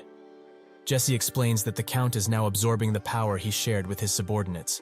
But Lee already knows, and this is very bad. He is already 300 levels above them, but if he were to absorb all of the power he shared with his subordinates, that level gap will become much larger. That's when the necklace breaks, and they are both transported in another place, Grandfell's mind. Asura wonders where this place really is, but that's when he spots Grandfell, and begins laughing maniacally. This is quite the unique trick, at least for a human, but he can simply destroy him and get out of his foolish mind. He tries to hit Grandfell with a few flaming attacks, and after the smoke clears, he is nowhere to be seen, making Asura think that he completely annihilated him. Grandfell speaks from another side, and asks if that is really what he thinks of him. Asura is a bit annoyed that this guy is still alive, and asks how he managed that. Grandfell urges him to watch closely, as the one who died will be presented to him shortly. Asura watches him with worry in his eyes, but that worry turns into shock, as Grandfell is now standing on a dead version of him. Asura cannot believe what he is seeing, and in the real world, he starts slashing around with his power. There is no way he died. This is all a mental trick, a measly ruse, trying to make him think of the worst. Jessie wonders what is happening, as that white-haired mage is still, but the Count is going on a rampage. Grandfell mocks him, noting that he seems quite afraid, which makes Asura scream at him to shut up, while blowing the ceiling up completely. Lee just looks at the night sky as they almost died. Jessie thinks that he predicted the attack was going to miss. That is why he is so relaxed, right? Truly, an amazing individual. Lee thinks that they didn't move because there was literally no time to react, and Grandfell uses the skill exorcism ritual once again. This skill allows the user to attack only the demon, should that particular demon be in possession of a human. However, there is an entirely different effect should the user use an offering. That effect is to forcibly invite the demon into the consciousness of the demon hunter. Whoever wins in this situation depends solely on one's mental fortitude. Asura tries to attack him with some bats, as he is extremely scared. But this is only natural, as there is no way Grandfell would be affected by something like a lowly demon. Jessie just watches in awe, as this is truly an unbelievable sight. Just what did he do to the Count? He is screaming like a maniac, and trying to attack in completely random places, while running away in utter fear. Asura tries to deny all of these visions, but eventually, he is afflicted with fear, and Jessie finds that what he is going through right now resembles what demons afflict humans with. With this, Grandfell completes the quest to scare him to death, so all that is left is to take care of him. Jesse starts to ask countless questions, like how he did it, and what magic type it is. But he ignores her, and strikes Asura, as to end him once and for all. But he stops, as that attack basically did no damage. He tells Jesse to kill him, making her ask why, as he was the one who did everything, so why should she be the one to do it? He can certainly do it on his own, so why? Grandfell looks in the other direction from the shame, and Lee starts cringing hard, pleading with Jesse to catch on already, as this is too much for his poor heart. She seems to have gotten something, noting that she was the one who asked for his teachings. So now, he is basically trying to tell her that if she becomes stronger, she can learn that new magic on her own, isn't that right? She creates a few runes next to Asura, and moments later, a large beam destroys him, which surprises Lee quite a bit. With that, the distribution rate is calculated, and he also receives tons of levels. Jesse crouches down and looks at what remains of the count, a bunch of ashes. Lee thinks that, even if that guy was weakened, she still basically one-shot a level 430 demon in a single attack. Is this really the power of a high-ranking player? Jesse, out of simple curiosity, starts picking up some of the ash and eating it, which shocks Lee, but not Grandfell, who is looking at something else. The system congratulates him on completing the quest and gives him another class quest. This class quest is called Brewing, and tells him that with the prologue out of the way, now he is the only beacon of light in this world, full of demons and evil. The Shining Guild arrives at the scene and asks what she did. Did she defeat the Count, as all of their status abnormalities have seemingly disappeared? She tries to say something, but they also spot Grandfell, and she starts looking at him. She explains that she is not very familiar with manners, but she will try her utmost to hold them.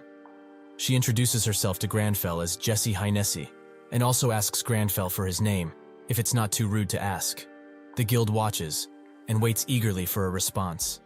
In a show of complete symbiosis, Grandfell and Lee have the same thoughts. This girl does have bad manners, but she is willing to change and learn, which can't be said for a lot of people. So, she will reward her with his name, their name. He is Lee Hoyeol.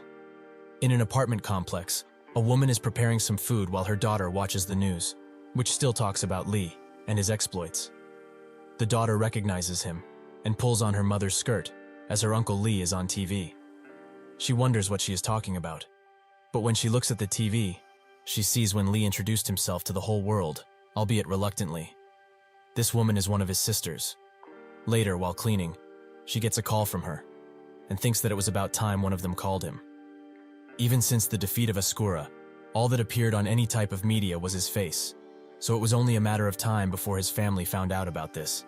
He gets a few calls from two sisters, and the third one starts calling him also. All of these three sisters are older than him, and they have been close ever since they were young. Well, except him, who was the only boy, and constantly bullied. He doesn't really want to pick up the phone, as they will surely start screaming at him like they usually did. That's when 3 bangs can be heard from the door, and the sisters demand he open it, as they know he is in there. Lee is extremely scared, and the sisters wait eagerly. The one on the left is the first sister, named Yuni. The second one is named Jiyoon, and the third one is Yerim. Grandfell opens the door, and notes that they are being too loud, and the neighbors will consider them nuisances. So first they should calm down, and come inside. They are all surprised by his change, but Yerim is shocked. At another news outlet, Lee is the talk of the town, as he seemingly appeared out of nowhere, and is the one who defeated Asura accompanied by Jesse Hynesi, someone from the Shining Guild. Despite all of the interviewers trying to get more out of him, he simply said that he is Lee Hoyeol, and left. Cheolman watches all of this while chilling on the couch, and Taemin hands him some hot cocoa, as they deserve it after what happened. Cheolman wonders if Lee will even consider joining their guild, as he has become the talk of the town, and a lot of guilds are surely trying to scout him as they speak. Taemin explains that even this is true, he is still most likely to come to them, as they have his number, and a reason to contact him. The loot they got from the fight with the horsemen in the square was all thanks to him, so it would be quite impolite to not share some with him. Cheolman asks how much he is planning on giving him, but Taemin tells him that is not important. What is that even if they somehow lose him and another guild gets to him first, they need to make sure they leave an everlasting impression. In order to do that, they will give him everything, if they have to. So they should call him, right now. They do just that, but but he is busy, as his niece is doing his hair, while his sisters chat. Yoonhee is the third in the family ranking, and tells him that his new hair color is pretty cool. Jiyoon, who is ranked 4th in the family ranking, starts laughing at him for that, as he looks like one of those K-pop stars, while Yerim, who is 5th in the family ranking, just looks at him, as she finds his tone extremely strange. The niece is ranked 6th, while Lee, who asks them what type of tea they want, is ranked last, 7th. Jiyoon is laughing until tears come out of her eyes, while Yoonhee notes that he has become much gentler in nature. Yerim says that if he became a player, it means that he was synchronized with his character, right? Lee confirms it, but gets interrupted by his niece, who wants something from him. The sisters look at this sight and thinks of the old days, specifically 10 years ago. Lee knows what's coming, and sure enough, the sisters begin talking about the era when he thought himself as Grandfell, and also dyed his hair white. Lee starts cringing extremely hard and wants them to stop, but they still talk about how he greeted their parents like an aristocrat, which was extremely funny. Yerim looks at him and asks if he is in any type of danger.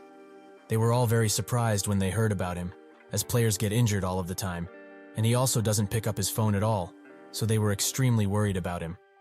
This makes Lee smile, as even with their constant mocking, in their heart of hearts, they still love him. They also say that he can quit whenever he wants, as they are on his side, always. Lee tries to apologize for worrying them like this, and tell them that he is actually fine, but Grandfell tells them that he, the demon hunter Grandfell Claudi Arpeus Romeo, is plenty suited for the job, so they needn't worry. Lee wonders if he should just end it all, as that was so cringe, he doesn't even know what to say. Later, having finished their tea, they get ready to leave, and Grandfell wishes them farewell, and is looking forward to meeting them again. Yerim remembers that she had to tell him something before leaving, that is to save some money. Lee wonders what saving she is talking about, as he doesn't have any money. But that's when he remembers that he must get the Rupture Clear reward. This is the player's main source of funding, directly from the developers of Arcana. The amount differs a lot, depending on the contribution and difficulty of the Rupture. He eagerly checks his account, but blocks the last number with his fingers, and wonders how much it's going to be. 10 or perhaps 20 million won. At the Shining Guild, Camilla bothers Jessie constantly, wanting to know more about Lee, as he seems interesting. Jessie tells her every time that she doesn't know much about him, but Camilla doesn't give up. This makes Jessie emanate a dangerous aura, and tell her that she is focusing on something right now, so can she be left alone? Camilla gives up, and wonders why she is watching videos on Korea etiquette of all things. Jessie continues watching the video, and a notification telling her that the reward for clearing the Rupture was sent. Lee also finds out about the amount of money he was given, and almost faints from shock. 110 billion won was credited to him, which is a lot of cash, but Grandfell finds it annoying that he is so happy over pocket money. The loot that Lee got automatically after killing Asura was his Vampire Orb, which is a unique rank cursed item, same as the necklace. Lee from the past would have instantly dissed this item, probably saying that it's trash and undoing the seal is impossible. But well, it can be used as an offering for an exorcism ritual, so even if it's trash, it's befitting for a trash class like his to use it. However, he is different right now, as when he used the necklace imbued with the blood's curse in order to face Count Ascura, at first he thought that the item would simply vanish from his inventory, but it is still there, and with the curse undone too. His presumption is that the ritual purified the item somehow, but now he doesn't know what to do, as he has the orb, the necklace, and 100 billion won. Due to all of this sitting on his head, especially the money, he can't get a wink of sleep, as he wonders constantly what to do. Get items, put the money into his savings account, maybe even tell his family about it. Grandfell tells him to think less, as he is trying to sleep, but Lee doesn't stop overthinking, wondering if it would be better to get some equipment since he is going into Ruptures, but it would also be an utter waste to get a lot of gear for this level. When he killed Ascura, his level grew by 34, so now he is level 134. He was level 55 literally just a few days ago, so considering the fast rate at which he has been growing, it's not wise to spend like a maniac on things that would be useless in a few weeks.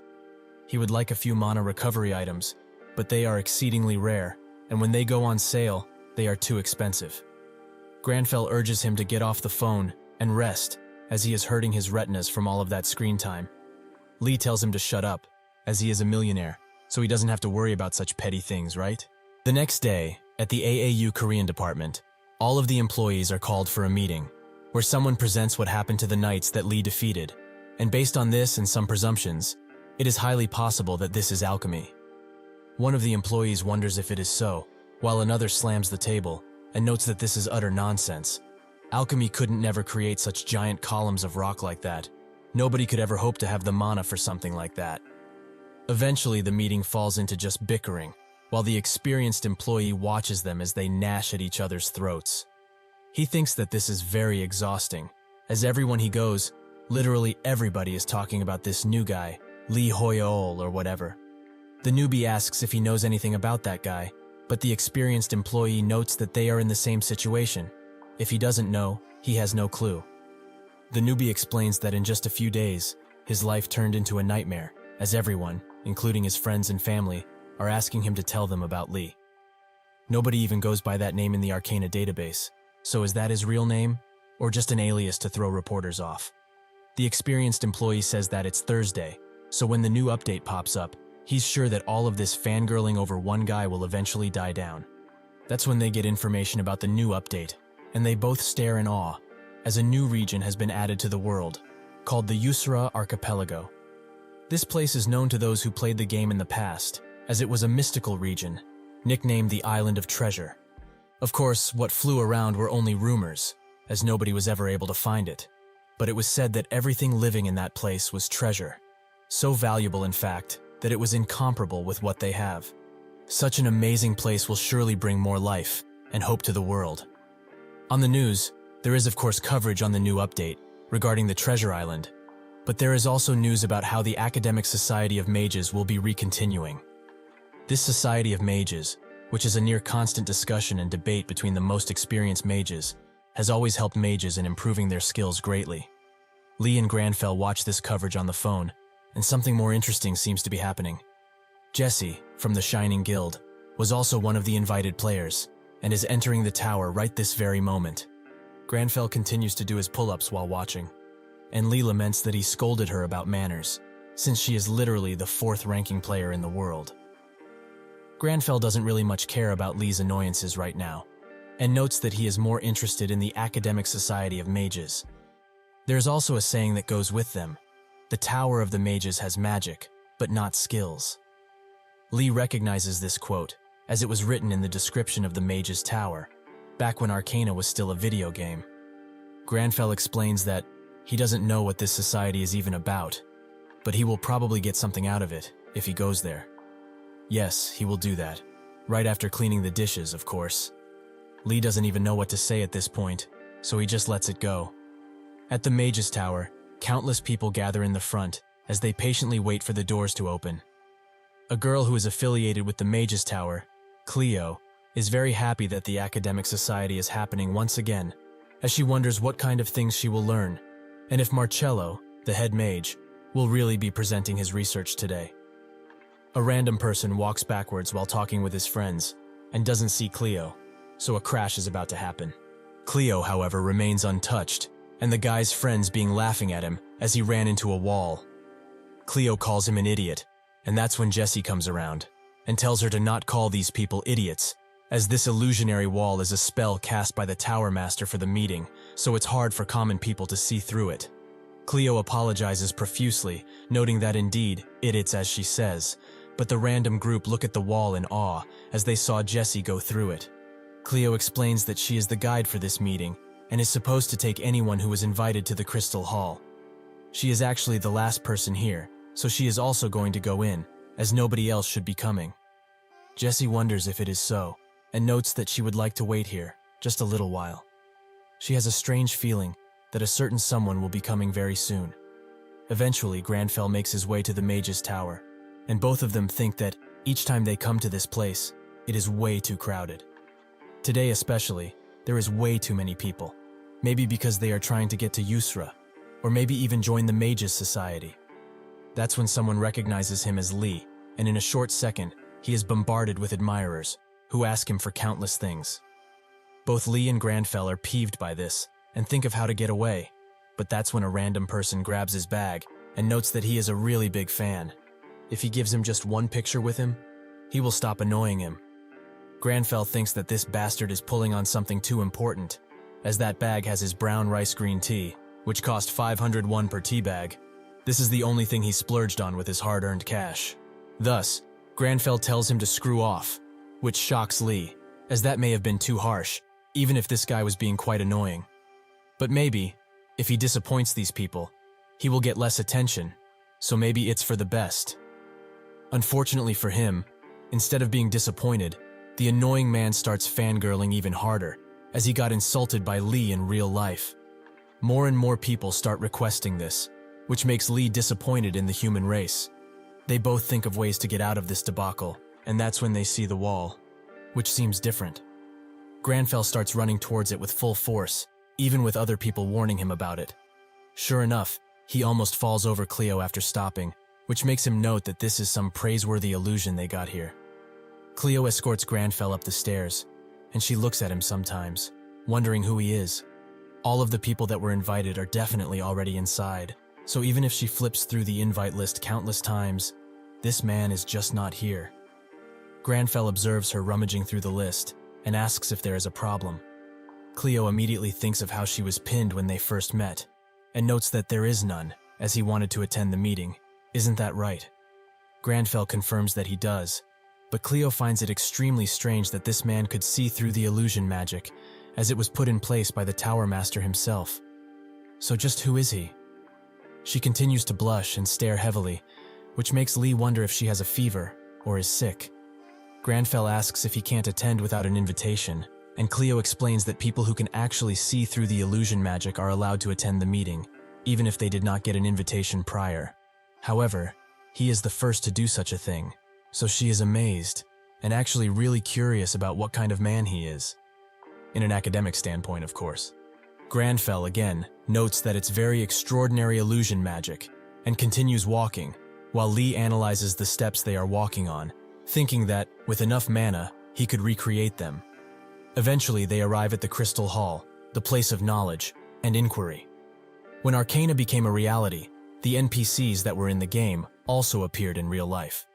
The one who is said to have more influence than all of them combined is the youngest head mage, Marcello, who is nicknamed the future successor of the Mage's Tower. He is the fastest, wisest mage there is, and nobody even gets close to his wisdom. The hat on Jessie's head keeps talking and talking about how amazing Marcello is, but she doesn't care in the slightest, which makes the hat angry, as this is some top priority wizard lore. Jessie explains that this whole meeting is making her sleepy, and it's also very boring. Magic, in and of itself, is a skill to her, so inspection and interference, things that are being talked about in this place, are irrelevant to her. She would have just skipped all of this if it wasn't for her dumb class quest, so at least she has to put up with it. Marcello notices her and asks if she is bored. He explains that the tower was summoned to this world for explorers and a myriad of other reasons. However, it wasn't directly summoned and was more part of an interference, what they call a new update, which continues to happen even to this day. He is quite sure that they are not used to their form of magic. It's just like how they have difficulty in understanding science. But in order to figure out what is going on and regain peace in their world, they must work together, no matter what. This actually segues to something he was going to talk about: science. He has figured out a possibility in science to further develop their magic.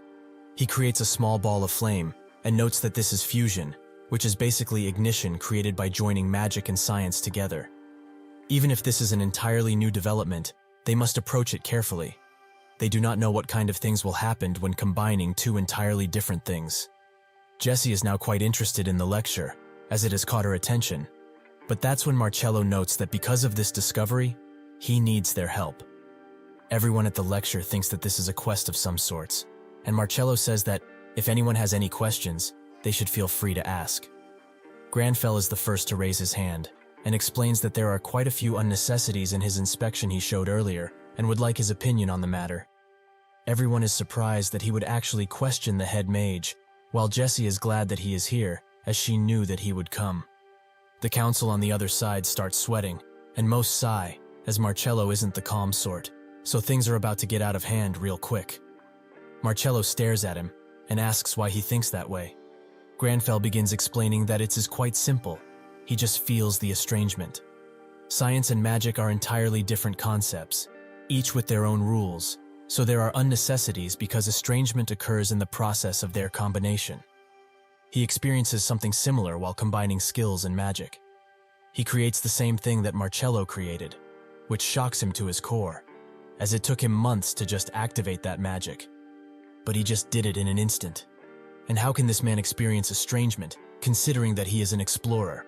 Everyone in the hall experiences the same shock that Marcello felt, and that's when they notice that this man is Lee Hoyeol. Grandfell explains that using centrifugal force actually improves the effectiveness, and even if it is a bit lacking at the moment, it is not a bad result. Lee notes that the default ignition for this used up tons of mana, which he didn't want to waste, so he is using centrifugal force, which made things much more easier. Grandfell thinks that it was a good choice to come here, and brandishes his very happy face, which makes people think that he's sneering, meaning that this must be child's play to him. At first, Marcello seems defeated by this level of development, but with newfound confidence, he asks Lee to join him in his research, as it would greatly improve and hasten it. This comes in the form of a quest, which Grandfell accepts instantly, as he is very happy. Yet his face makes it seem like he has defeated Marcello, and is now reveling in the glory. In the Usura archipelago, Leonie and her guild arrive, but she isn't too happy, as it is way too crowded for her liking. One of the members kisses her on the cheek, as she finds her annoyance very cute, while another member notices that, even though he anticipated for this place to be crowded, with reporters and such, there are also a lot of Arcanians in here, which are the NPCs. Among them, there are the Lionheart Knights, the Shadow Mercenary troops, and even the Explorer Alliance. Another member notes that this place is known as a treasure island, so of course, even the NPCs would be interested in it. That's when Leonie's phone rings, and it's one of her members, who attended the meeting. She explains that Lee was also there, and told the head magic that his magic was flawed. This makes Leonie laughs reel from the laughter, noting that the guy is a real psycho. The mage continues explaining that Marcello actually admitted to that, and even gave him a quest. Somewhere in the mage's tower, Marcello asks Grandfell to write anything he needs for the research, as he will do his utmost to obtain them. Both Grandfell and Lee are happy about this, as they can use this to their advantage. Eventually, Marcello is summoned to the top floor of the mage's tower, and the 5 stars of the tower berate him for inviting an explorer to work with them, as this violates their rules. But why would a mage even do something like this? Marcello explains that Lee is someone who perfectly understands magic, and he also overcame the gap between magic and science, something which he struggled with for months. His talents can't be wasted, as they can improve the world greatly, which is needed right now. The 5 stars tell him that mages should act on their own, and take responsibility in their own hands. They will respect his judgment for now, but he should remember that eventually, he will need to take responsibility for it. With that, he is excused, and Marcello laments having to work under these boomer bastards, as they refuse help from outside sources out of pride, which will hurt them in the long run. Cleo comes from behind him, and notes that she is on her way to pick up the items that Lee requested. Marcello says that if it's so, she should give that to him, as he was headed there anyways, as he had something to check. Cleo is quite confused, but accepts nonetheless. Eventually, Marcello presents Grandfell with the items he and Lee requested, items that improve mana regeneration, and the various magic texts he wanted.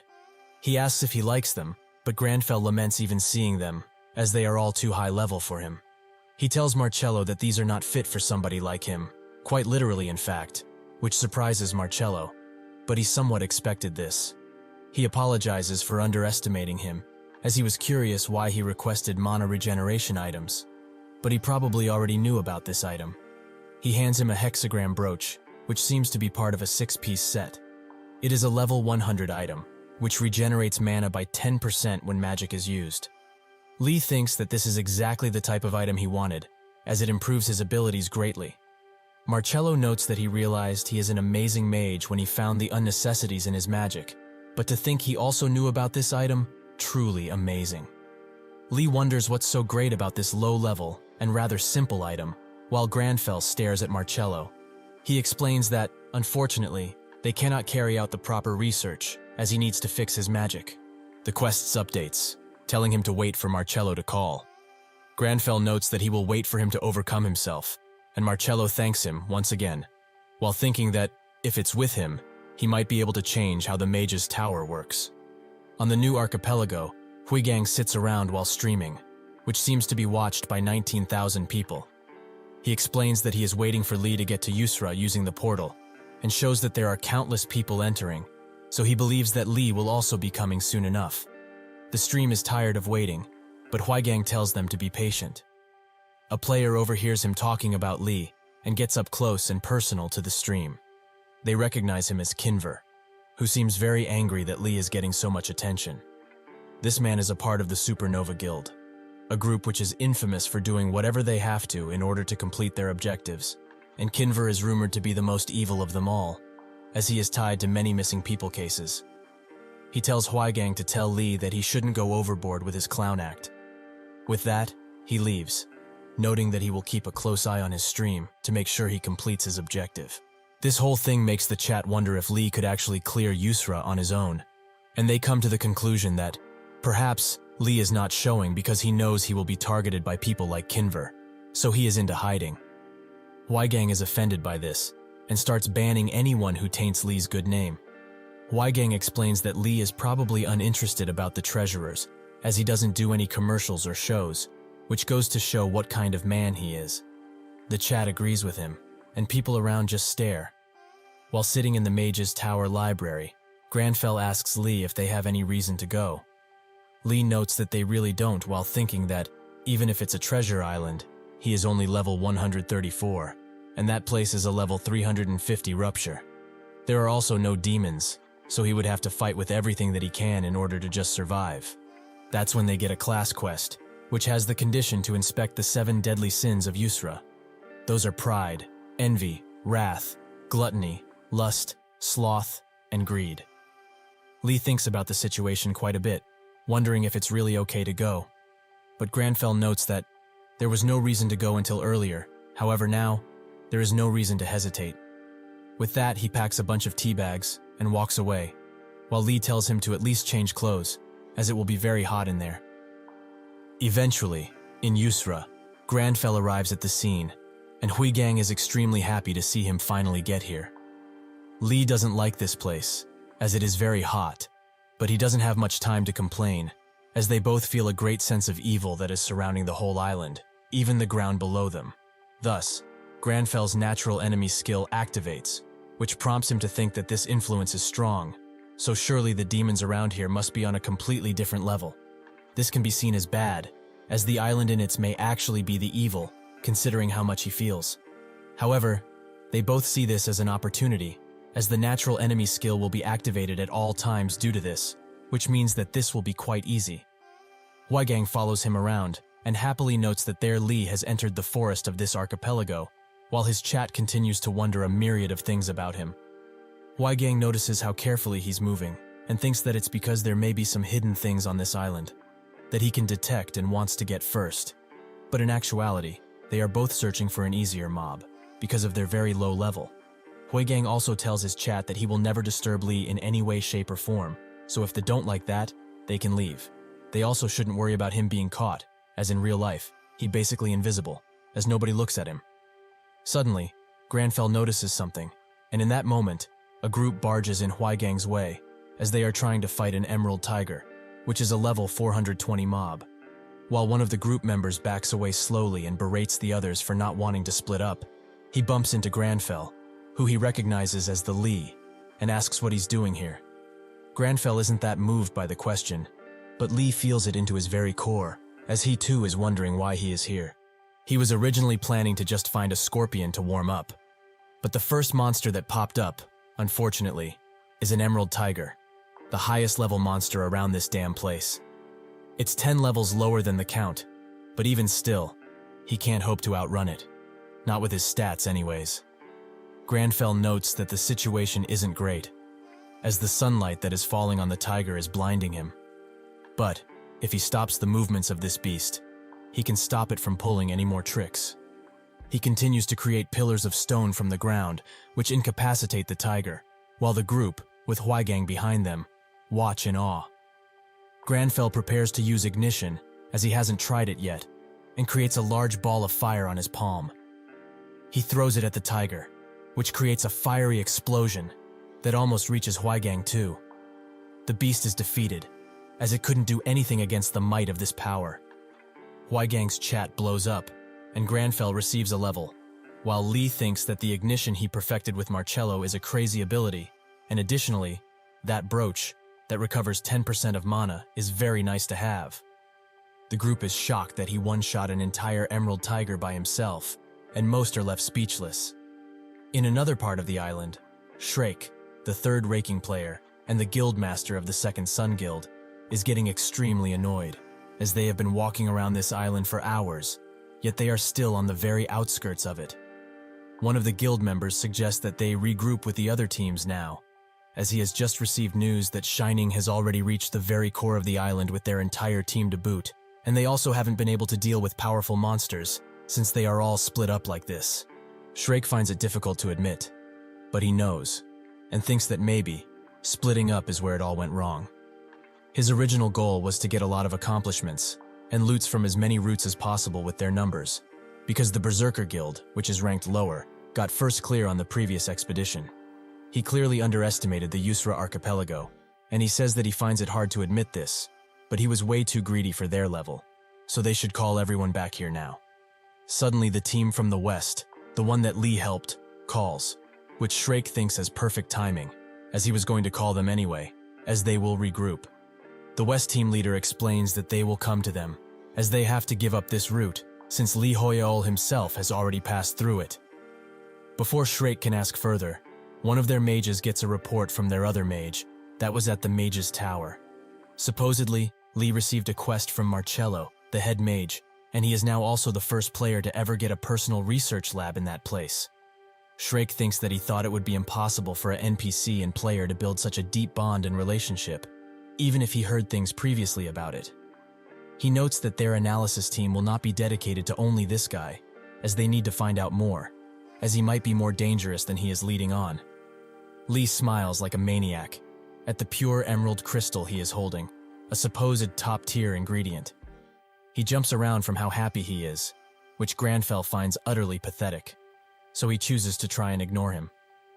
Li thinks that this ingredient is very rare, so there are few that can truly handle it, but if he makes a request to the mage's tower, as part of his research, he will be getting a free evaluation. Grandfell's expression suddenly changes, as the atmosphere around the island changes, and the quest to investigate the 7 deadly sins on this archipelago pops up again. Before Li can even wonder why it's popping up once again, the ground begins to shake, and another system message appears. The Yusra archipelago is being taken over by greed, and the destruction progress increases. Li isn't the only one to receive this, as everyone that is on the island does. Grandfell looks at the message, and notes that, if it's greed, there are plenty of greedy humans around here who could have awoken him, Li included. All of this is because of one of this archipelago's 7 deadly sins, greed. With it, the message. The demon of greed must have awakened, and any demon hunter from Action would know that if the progress rate reaches 100%, every single deadly sin from this island will be awakened. Grandfell receives another class quest, Brewing, as his prologue quest has ended, and he gets 2 new objectives. To stop the resurrection of the greed sin, and make sure that the treasure of this island is not corrupted by it. He is glad that it's like this, as he wouldn't have had the power to defeat that thing. But that isn't the biggest issue now. People around him start going manic about the treasure, and they all rush to get some, since the Shining Guild already cleared an island and got the treasure. Grandfell thinks that this is a normal reaction to what's happening, as right now, all of the players on this archipelago are thinking the exact same thing as them. In order to stop the treasure from being corrupted by greed, they all need to let go of their desire for riches. But right now, considering their manic state, it would be an impossible venture. They start bickering with each other about who gets the treasure first, with all of them slowly becoming greedier and greedier, and Li wonders what to do now, as one of his quests is about stopping this from happening. Grandfell sighs and says that there is only one way out of this. He has to take it upon himself and get all of the treasure on this island, something which puzzles Lee. On the second island of the Yusra archipelago, the Shining Guild also received the message about greed, and Camilla explains that since there are 10 islands here in total, they must be a part of the countdown, as there are 10 squares, and one of them filled up as soon as they got the treasure. Lex notes that it's precisely as she says, but did they hear anything from Jesse's report? Dimitri says that if he's talking about the one where she constantly talks about Lee, and how he got to the top floor of the Mage's Tower, they read it already. And Camilla notes that Jessie is quite cute when she talks about Lee, as her eyes start to sparkle whenever she does. They totally have a thing. Dimitri asks her to be more serious about the situation, and Camilla mocks him by saying that he wouldn't know anything about that, since he got rejected by her after renting the whole hotel lounger, like a dumbass. Locke smiles and asks them, could they win against him if they were to fight? Dimitri tells him that he doesn't want to interact violently with that guy, and Camilla notes that they have plenty on their plate already, and plus, Jesse will literally kill him if he touches a hair on that guy. Lex says that it's true, as he just said this out of envy anyways, as there's no real reason to antagonize him. That's when another square fills up in the progression bar, and Dimitri explains that it was the Unified Under Heaven Guild who got the treasure this time. With that, Lex notes that they should get moving, as they wouldn't want for their treasure to be taken away. On another island, Lee desperately tries to stop Grandfell from taking all of the treasure, as that would just progress the bar faster. That's when they meet with the Lionheart Knights, and Lee thinks that he didn't expect to come across them around this place. Grandfell immediately recognizes one of them as the Lionheart captain, Harcom Kingsguard. One of the soldiers screams at him for addressing him like that, but Harcom stops him and asks for his name. Grandfell introduces himself as Lee, and notes that he didn't think he would meet the Lionheart Knights in a place like this. Harcom explains that he feels a different kind of energy from him compared to the other explorers, and that's when he notices it's because of that brooch. Before they can speak further, something tries to smash Grandfell from above, but he dodges just in time, and Harcom notices that the thing that crashed was the protector of this island, the great turtle of golden canines. He tells his men to prepare for battle, as this turtle is known for firing meteors, so they will split apart to not get hit. Sure enough, the turtle starts to shower them with powerful meteors, which also blocks their sight, as smoke gathers all around from the flaming rocks. Suddenly, one of the soldiers, Enoch, is put in a dangerous situation, as the turtle is almost stepping on him. Harcom desperately tries to reach his comrade, but the turtle steps down with all of its might, which pushes back the other soldiers. Enoch isn't dead, however, as Grandfell has stepped in to help him by forming a giant wall, something which shocks the soldiers, as they did not hear any chanting from him. Before Harcom can ask how he did it, Grandfell interrupts him, as this isn't the time to be chatting.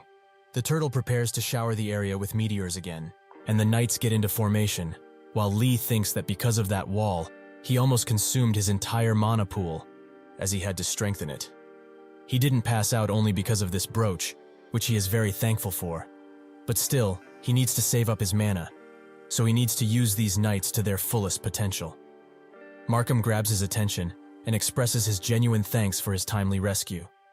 Additionally, if he helps them in battle, he swears on his Lionheart that they will never forget this favor. Lee thinks that this is the perfect opportunity to get some bonuses, and Grandfell notes that monsters are naturally meant to be killed, so if they need help, he will be more than happy to accept. Huaigang, who watched all of this from a hiding spot, heard what Harcom said and starts fangirling for Lee once again. The chat also explodes with comments, while Huaigang apologizes for not being able to get closer to the action. Harcom tells his knights to charge, with all the honor they can muster, and they do just that, as Grandfell just stands around, looking at the beast. Enoch looks at him and wonders if the captain did the right thing. To swear on his heart like that is the strongest form of swearing that they serve only for the royal family, so to do it with a mere explorer is strange. The men all try to hold the beast back as they try to bring it to its knees. Lee looks at them and is amazed. So these are the Lionheart Knights, a truly amazing display of weakness. That is, as the turtle is only slightly annoyed by their attacks, and not much else. Lee thinks that they aren't that weak, but they are not the right damage type for that gigantic turtle, as every single one of them is a melee class, so they can't attack all at once, as they don't have enough space. He checks the destruction progress, and it's halfway done already, as the people are taking the treasures much faster than he originally anticipated. He needs to finish this, so he needs to find a way to let all of the knights attack all at once. The turtle rumbles the ground beneath its feet, and magma starts coming out of it. The knights try to dodge, but there is no space to step on for them. This gives Grandfell a grand idea, as he remembers the steps from the Mage's Tower. He tells Harkam and everyone else to get ready and charge, as he will open a path for them. He creates a stairway for them out of rocks, and the knights watch in awe as he does it. Huaigang is now in a state of shock after seeing this, with his chat being filled with comments. Harkam recognizes these types of steps, as they are the same ones as the ones from the Mage's Tower. The other knights also recognize it as so. Just who is this man, to be able to do all of this? Lee is now drained of basically all of his mana, and he looks more like a skeleton than anything else. The knights charge in, and Harkam screams at them to not waste this opportunity and deal with this beast as swift as possible. They all go to attack its head, and when they strike it once, the beast immediately falls, and the contributions start being sent out. Most are sent to the other knights, but he also gets some loot, and some level to boot, even though he didn't damage the beast at all. Harkam comes next to him, and notes that the brooch he has was a gift from an ancient emperor, who bestowed it upon the Mage's Tower graciously. He has saved their lives on this day, so they are extremely thankful. They all bow down in unison, and Harkam says that they, the Lionheart Knights, will continue to fight alongside the owner of this brooch, Lee Hoyeol. With this, he receives the highest contribution rate for killing the Great Turtle and the treasure of this specific island. Lee looks at it and wonders what to do. As if he takes it, greed will awaken, but if he doesn't, someone will end up taking it anyways. So this is a lose-lose situation. The destruction progress advances once again by 1 point, and Lee is quite scared. But Grandfell just picks it up, which shocks Lee to his very core. He starts screaming, saying that they are screwed, and that he is a dumbass who doesn't think before he acts. However, Lee doesn't know that to the great Grandfell Claudi Arpeus Romeo, wealth had no real meaning. As somebody who was born as the direct successor of a renowned family, he had already tasted what wealth was. The emotion that is called greed simply did not exist in Grandfell's heart. He notes that to prevent the island from being consumed by greed, he must do something quite simple, just take it, without any greed in his heart. Lee is surprised that something like that is possible, since he is a greedy little bastard. Above them, Kinver watches him eagerly and tells him to keep collecting those treasures, just like that. Behind him, the West group of the Second Sun group is decimated, with only one player being left alive. He calls Kinver an irredeemable monster, a coward, who only attacks weak players, and soon, Shrake will have his head.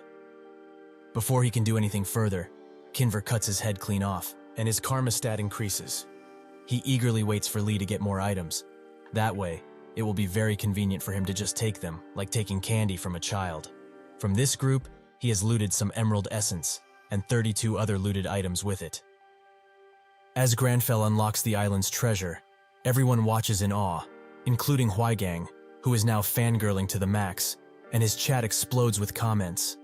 The treasure glows in Grandfell's hand, and he notes that, in order to prevent the island from being taken over completely by greed, they just need to take the treasure without any greed in their heart.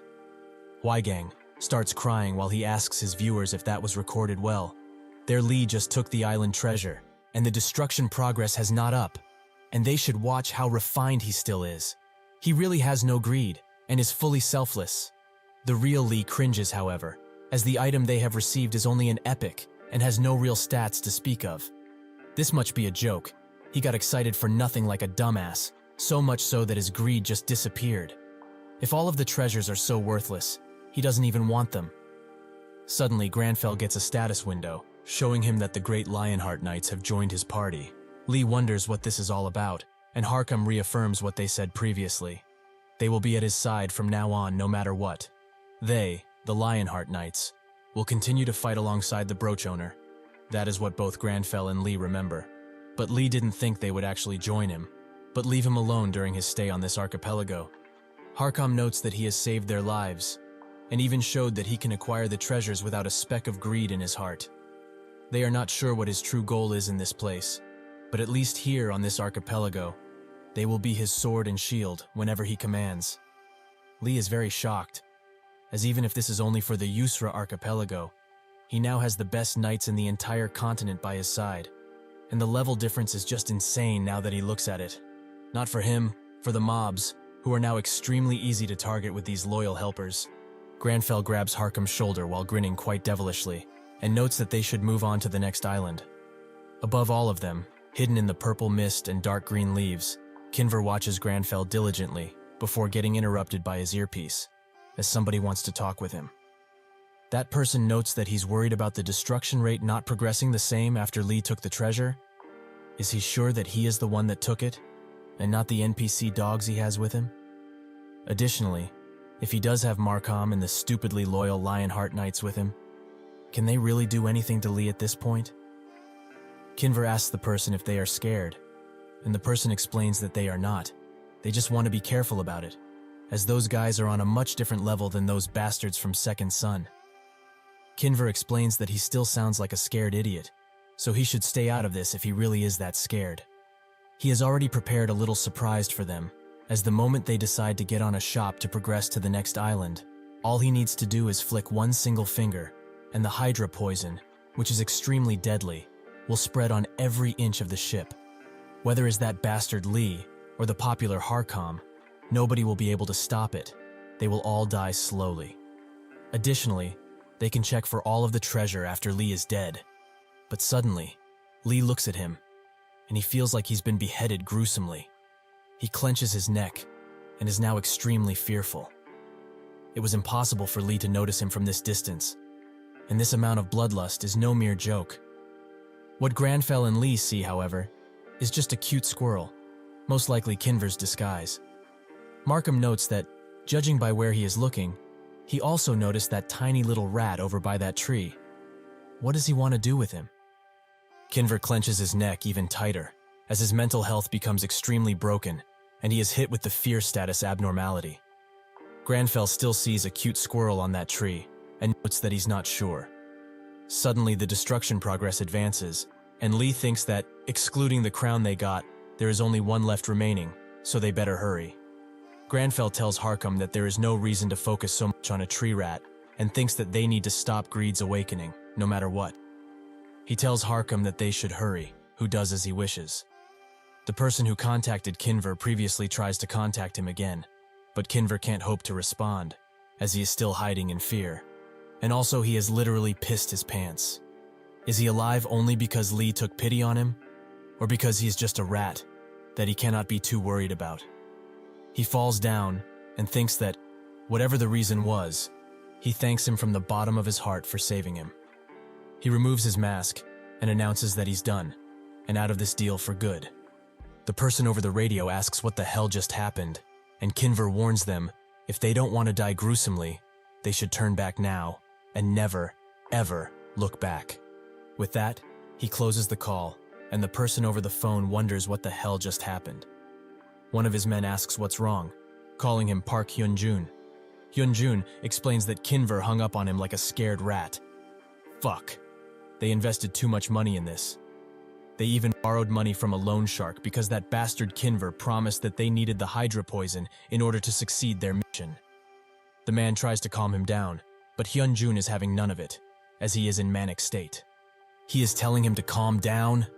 Did he get the loan on his name or something? The other party members get in front of him and tell him to stop, as it isn't like him to get so worked up for things like this. Hyunjun asks, if he is so worked up, how are they so calm, huh? Oh, now he gets it. They are on the same side as Kinver. How much did that bastard pay them, huh? The members desperately try to calm him down, but Hyunjun is out of it completely and screams, just how much money are they taking from that bastard? Grandfell notices something wrong in the distance, and Markham asks what it is, which he replies with nothing.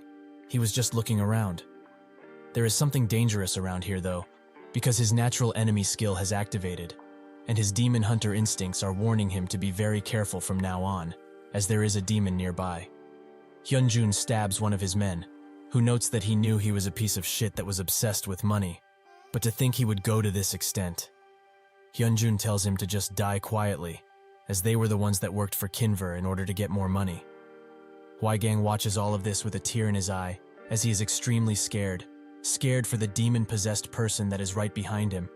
When he gets the chance, Huaigang bolts out of there and thinks that he knew previously the Supernova Guild was filled with killers, but he didn't think that they would also slay their own men based on baseless accusations. He needs to leave as fast as he can before he is their next target. Suddenly, he trips on a branch, but before he falls, someone from the Explorer Alliance stops him and asks if he is okay. They reassure him and tell him if he's afraid, he may have a seat and rest for a while next to them. Huaigang thinks that even someone as crazy as that guy, who killed his own teammates, won't be able to do anything against the entire Explorer Guild. He accepts their offer and thinks that now he is spared. The Today Arcana news outlet deployed drones all around the island and broadcast it to everyone around the world. As they can see, the archipelago is separated into 10 islands, and apparently each one has a hidden treasure, ready to be found. The ways to obtain such treasure is different from island to island. For example, one might need to defeat the island owner, a powerful boss monster, or solve a hidden puzzle. And now, they have reached the final island, where a lot of players and guilds have gathered. Suddenly, the Shining Guild also arrives, who has already taken 2 treasures, but that was to be expected. Gaeon, who is also there, has also taken a treasure, and beside them, there is the Inazuma Guild, which couldn't take any treasure, as Gaeon took the one they were aiming after. The Berserk and the Rising Sun Guild, which are apparently rivals, also arrive, so all of their viewers should stay tuned for this mighty final battle. That's when somebody arrives that silences everyone. The mighty Lionheart Knights have arrived to the scene, which surprised every single player and guild there, but when they see who is leading them, they get even more surprised. Naturally, it is none other than Grandfell. They all look at him, and notice how confident and calm he looks, like he is sure that he will be taking the last treasure with him. Lee, however, is very scared, as he knew he would attract some attention, but still, everyone is just staring at him constantly, and he's scared. Every single player there talks about him, and Camilla notes that she is saying this only now, no matter what. She will not be fighting Lee, as she only has one life, and she wants to cherish it. Lee stands behind Grandfell like a scared cat, and wants everyone to stop looking at him like this, as if everyone finds out he's actually low level, he will be cancelled. Harcom suddenly notices something and tells Lee to dodge, now. The earth beneath them opens up, and magma flies all around, as the earth cracks and cracks, leaving many to just fall into the fiery pit. Out of it, the island owner, a great lava koi, which is level 420, gets out and starts spreading lava all around itself. One of the players notes that they can't hope to attack this thing, as it is covered in lava, so they need to just watch right now. Every single player there tries to coordinate themselves to the best of their abilities, but even if they hit it with all they got, the long-range attacks do nothing, as the lava simply swallows it all. Even Taemin can't seem to approach the beast, and the new outlet records all of this while brining the drone higher into the air as to not get it damaged. From above, it can be seen that the koi has created a pool for itself, where nobody could realistically approach it.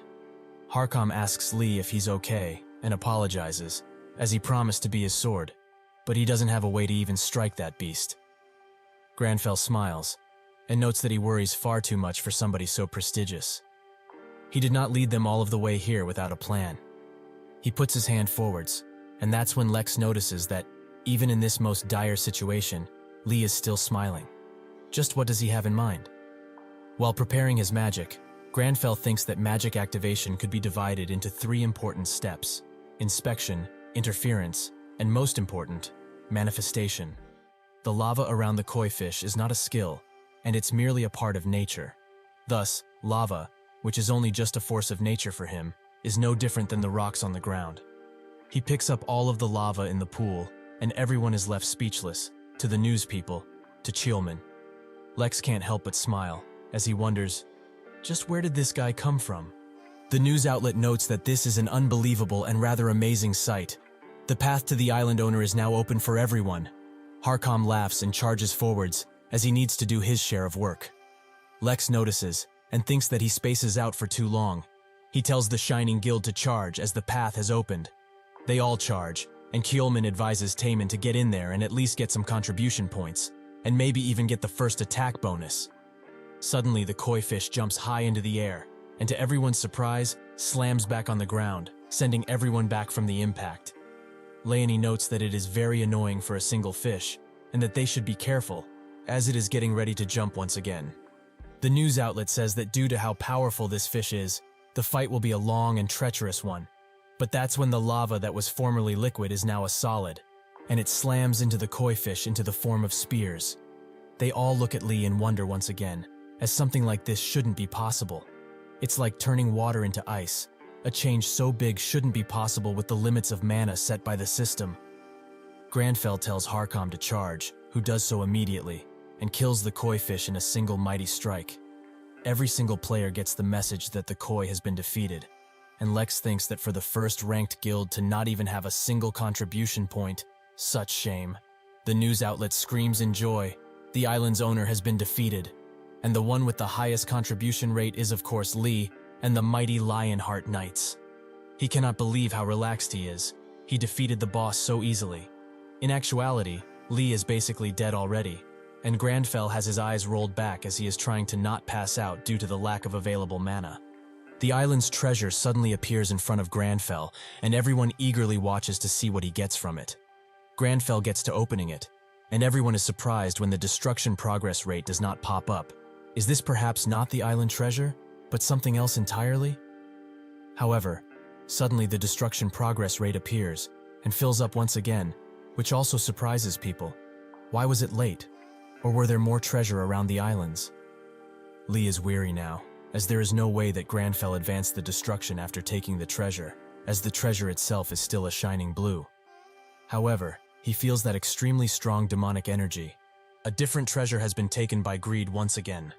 The rest of the Explorers Guild and Huigang watch in horror, as Hyunjun has killed most of the other NPCs, and has taken one of the island treasure for himself. They are all teary-eyed from losing their comrades. But they must stay back, as this man is far too powerful for them. Hyunjun looks at the treasure with a wide expression, and his head starts to hurt as he tries to fight back. What is happening? His head is feeling heavy, and he didn't mean to do any of this, not at all. The demon comes next to him and asks what he means by those words. He himself said that he wanted this, so he has helped him like a good demon should. He does not even have a skill for him to take, yet he has helped him get what he wants.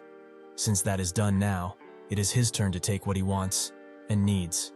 Hyunjun feels like he's being swallowed into a sea of nothingness, a darkness that would take down even the most valiant of men. Suddenly, a member of the Lionheart Knights jumps into action and pushes Hyunjun back while asking Huigang if he's alright. He thinks that, if they are here, it must certainly mean that he is also here. Lee, who notes that it smells disgusting around here, probably because of the demon. Huigang is still amazed that he is here, although he expected it, and wipes his tears fast. He apologizes for having his viewers wait for so long, and announces that the #1 Lee fan stream is now starting once again. Grandfell is suddenly hit with a strange sensation, as the Lionheart soldier asks for orders. A class quest is created for him, and Hyunjun is being engulfed by a sea of red demonic energy. The system warns them that Yusra Archipelago's evil is brewing to the point of no return, and everyone there watches in horror, except Grandfell, of course. Suddenly, the island's treasure rises into the air and breaks above Hyunjun, who is by now just a soulless puppet. The system warns them once again, the island's treasure is being corrupted by greed. Lee knows what this means, and the conditions pausing confirms it. The destruction meter is full, and so the destruction is beginning in full. As the archipelago destruction begins, every single guild feels it, and when they look in the direction of this immense aura, they all see a gigantic hand that breaks off into multiple, and they invade every single inch of the island, and the ground shakes heavily as it does so.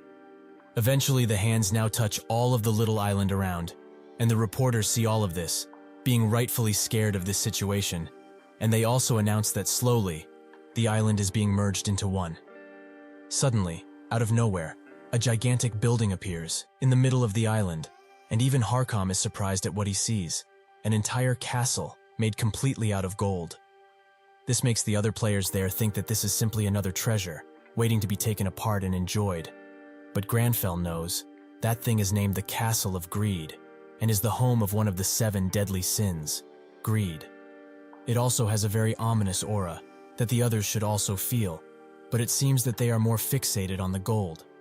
That's when he receives a quest notification, specifically that the quest was paused, which surprised Grandfell, as he thought that quest was failed. Harkham suddenly announces to everyone that something really bad is coming and that they should prepare for battle, right now. That's when hands start appearing from the ground, as the vengeful undead rise from the ground, ready to feast on some long-awaited flesh. The reporters are very eager to show all of this, since it means that their viewership will skyrocket. But suddenly, the chief receives a notification on his phone, and when he sees it, his smile drops. He tells the other reporter that this is not the time for laughter. Somewhere else, at the Arcana building to be exact, the employees panic and run all around, with the newbie and the experienced employee, who is named Suk, trying to contact someone. Eventually, he gets into contact and explains that they saw the update, while the newbie rages. They need to stop everyone from entering or leaving, lock the whole damn island down. He should look at the levels of the enemies. It's over for those inside. Grandfell decides to look at the updates, and sure enough, the boss monster, Greed, is level 650, with this zombies being level 500. While the others fight in front of him and are desperately trying to defeat the over-leveled enemies, the class quests continue to be spammed in front of his face, which he finds very annoying. He walks forward still, and while he does that, he thinks that this quest is quite impossible, as even the lower-level monsters are a challenge, but the boss is literally level 650. Harkham tries to maintain a sense of formation and calamity with his soldiers, but Grandfell suddenly comes behind him and calls him out loud. Harkham looks at him with a widened expression, and Grandfell asks if the oath that he had made previously is still valid. He thinks that now, of all times, he needs to depend on Harkham in order to be able to even try something.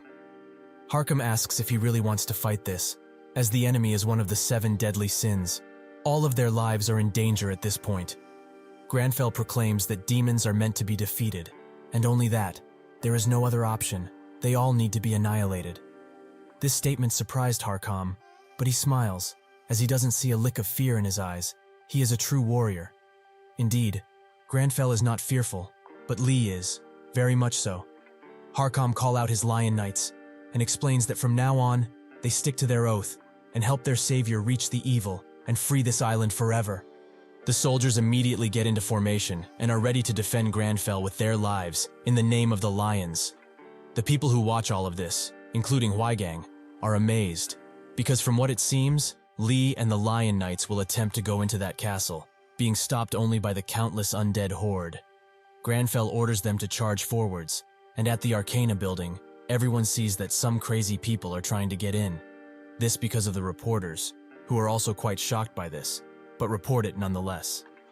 Everyone in the country watches as they go in, at home, at school, or even on the street. This legendary moment is televised for all. Grandfell and Lee analyze the situation, with both of them thinking that the Lionheart Knights are doing much better than originally expected. But they are the best knights on the entire continent, so in combat, they will not fall behind, no matter what. Their mana is also recovering really well, and at this rate, he will be able to help with this battle too, instead of saving for the final boss. That's when Grandfell notices a sudden movement behind him, from a body that was previously killed. Shrake is being pestered by one of his guild members, as they will get 0 contribution rate if they don't go in too. But Shrake explains that if they do that, they will just end up dead. If they are being real, this situation is impossible, and no other guild will be joining them in this do or die mission. That white-haired guy will fail soon, and then they will all fall back. Behind Grandfell, the undead that were previously defeated rise up to fight up once again, and this is bad, as he does not have enough mana to defeat them right now. But still, he must fight.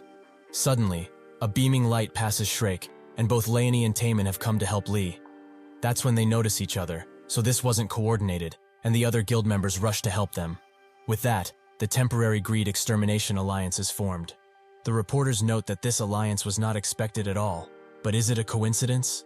As both guilds have been helped by Lee numerous times in their respective ruptures, Lee wonders if they will really help them, and Grandfell doesn't ask but announces that they will help, something which shocks Lee, as that is no way to ask for help. He needs to do it nicely. Grandfell then says that he will only say this nicely once, which makes Lee even more crazy, as this guy doesn't know how to communicate at all. Leonie looks at him like a sad puppy, and notes that they came to help anyways, since they have a debt to pay with him, but he really likes being an asshole.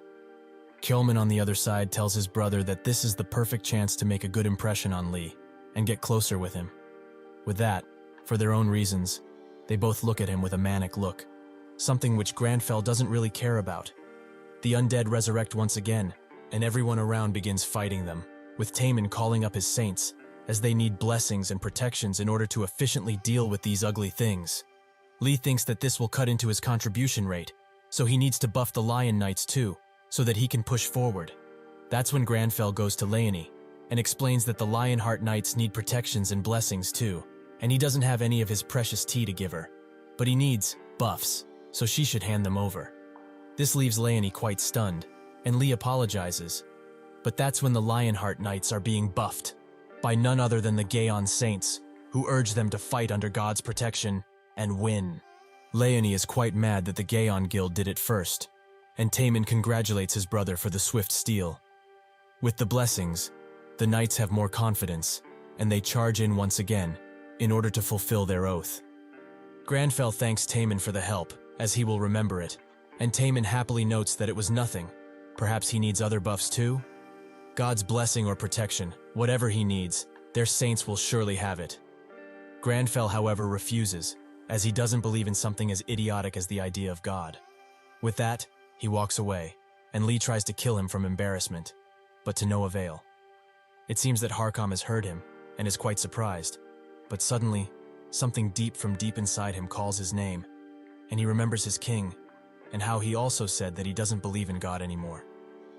Harkam's eyes glisten as he sees this vision, but that's when two dark hands reach out to him from the castle's golden doors, and the others notice too, as Harkam is slowly consumed by the dark energy. He finally remembers the promise he made to his king. Way back then, Harkam announced to the king that the general of the demons has been seen in the northwestern valleys, and he, along with his knights, will be on their way if he is willing to give out the order. The king thought about it, and said that if it's the commanding general of the demon army, thousands of soldiers will die at their hands once again. He slowly walked to the window and explains that the demons appeared out of nowhere, and the explorers vanished without a trace. The mage's tower, which had been investigating all of this, has also been destroyed. And if that wasn't enough, the people of the nation have also disappeared, almost as if they were swallowed by the earth. Since then, he asked God every single night, why has this world come to an end? Is this really what he wanted to happen all of this time? However, he has not received an answer, not even once. He was ignored. If that's the case, maybe God also vanished, along with everyone. He asked Harkam what he thought about it. Has God really abandoned them? Harkam looked at him, and noted that all of this is because of the demons. God has not abandoned them, not at all. The demons are the ones that are blocking their path to God. He, Harkam, will go and defeat the commanding general of the demon army, and open up the path to God once again. The king looked at him, and said that it was all okay, since he no longer believes in God. However, all is not lost, as he believes in him more. With that, Harkam and his knights went and fought, a gruesome battle that saw heavy casualties from both sides. Harkam commanded his troops with great passion, as their king was waiting for them to come back home. While he was fighting another demon, he noticed the general and rushed to kill him, but the general just smiled and said that it was far too late for that. That's when he and his soldiers were all engulfed in a blue light, and slowly they were transported somewhere else. That place being Earth, where everyone immediately started to take pictures of the battle-worn men. Harkam was extremely confused, but in his heart, he knew that he had to return to his king, no matter what, and fulfill his promise. The evil energy that is now consuming him gives him the vision of what he wants most, his king, who stands above him in a saint-like position. Harkam's voice cracks, as he notes that he has been looking everywhere in order to find him. Where has he been all of this time? He apologizes for being ever so late, and promised that he, Harkam, will become his sword once again, and slaughter all of the enemies that stand in front of him. Lee is extremely surprised, but it can be seen, clear as day, that Harkham was consumed fully by something and is being tricked. While Harkham slowly walks towards them, his soldiers wonder what is going on, with Leonie being extremely annoyed that they are facing one problem after another. Lee thinks that he is extremely unlucky, as the strongest knight in the continent just got possessed. He also notices that it must be some king of status abnormality, probably mind domination, which will be hard to deal with depending on the situation, of course.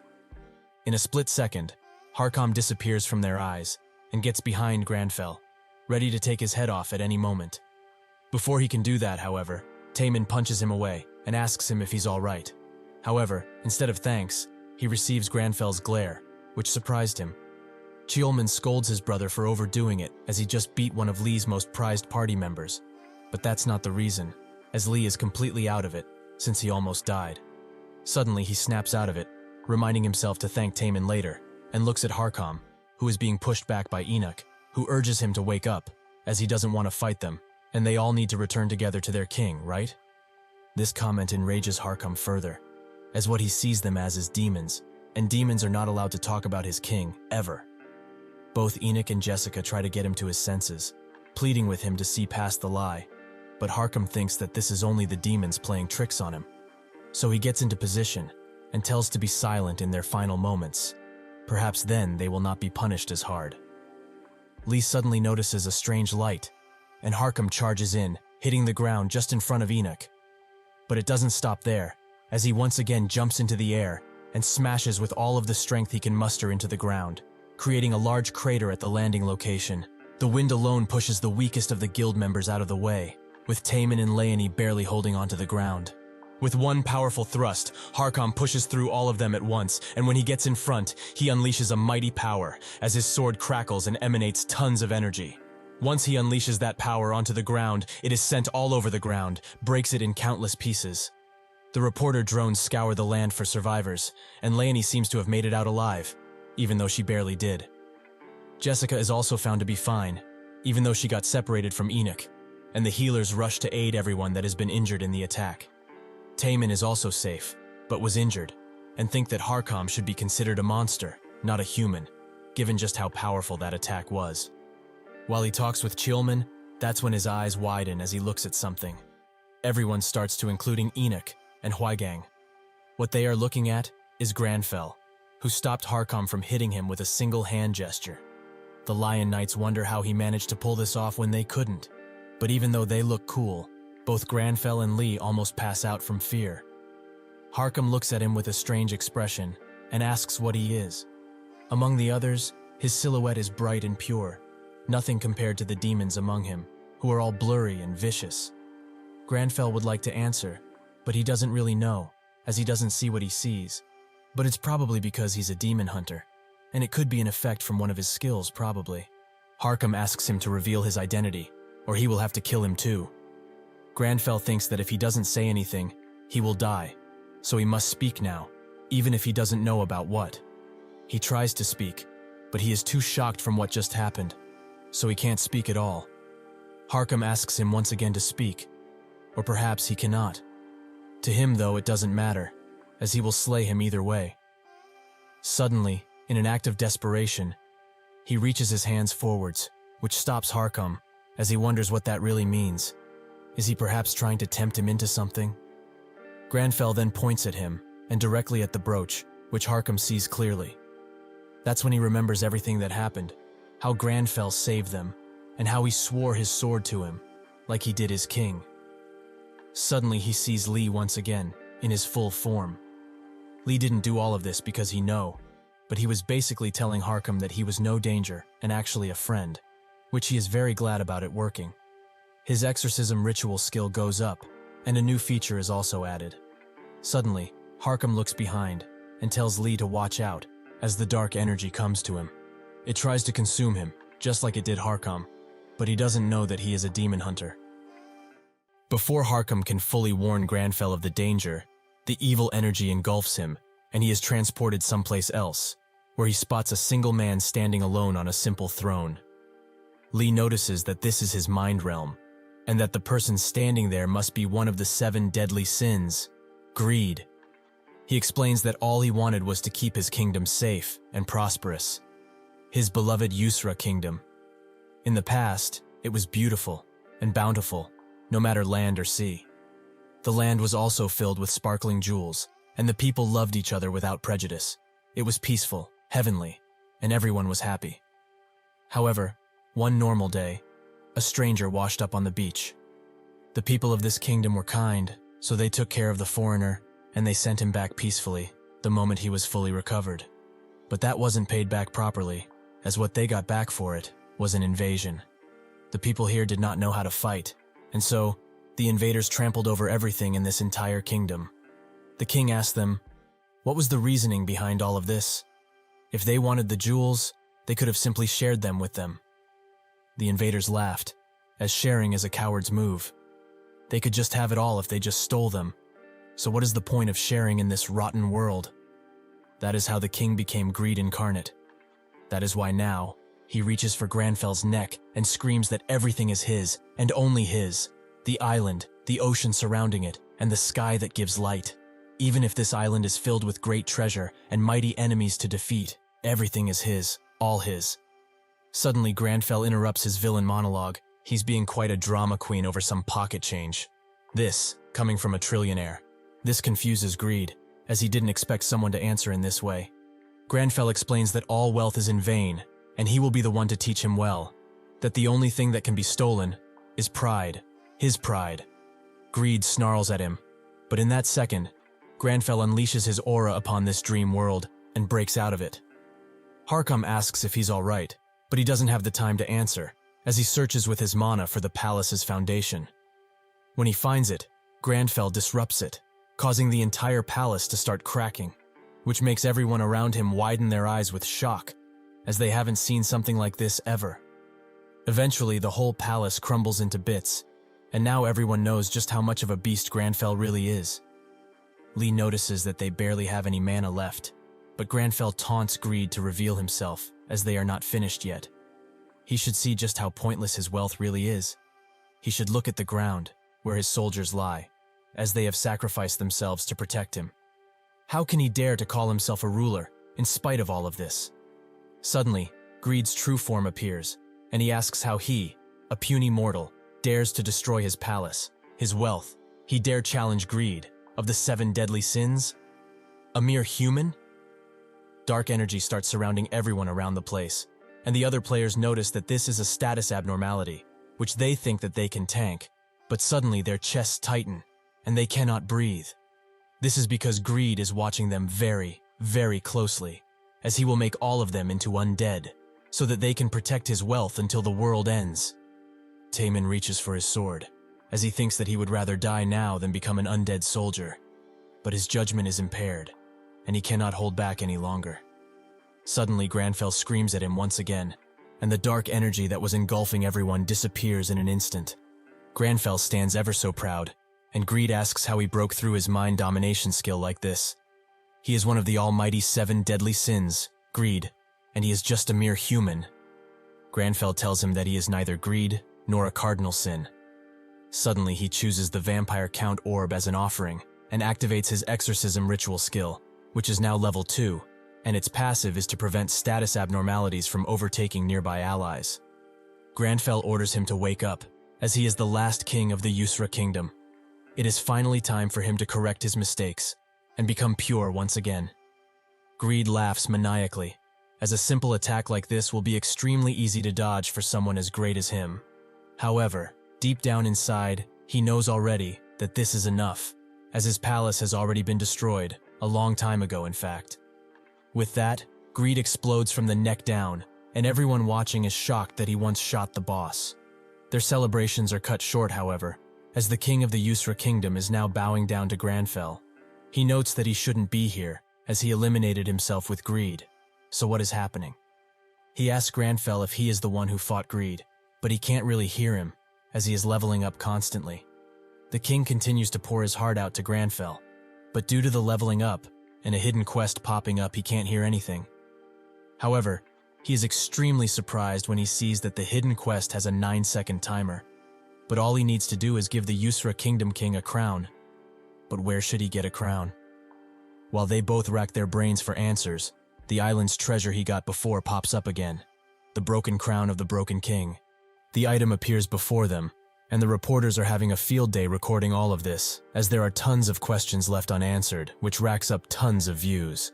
Suddenly, Grandfell pulls the crown out of his inventory and bestows it upon the king. His body starts glowing a bright blue, and Lee is very glad to have picked up that item from the turtle previously, as he thought it was just useless. So it's nice to see it actually had a purpose all of this time.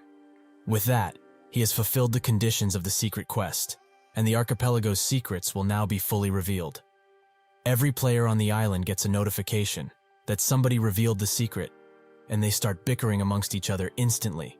As they wonder if it was a guild, the stakes become even higher, as Huaigang's chat blows up, because everyone received the notification.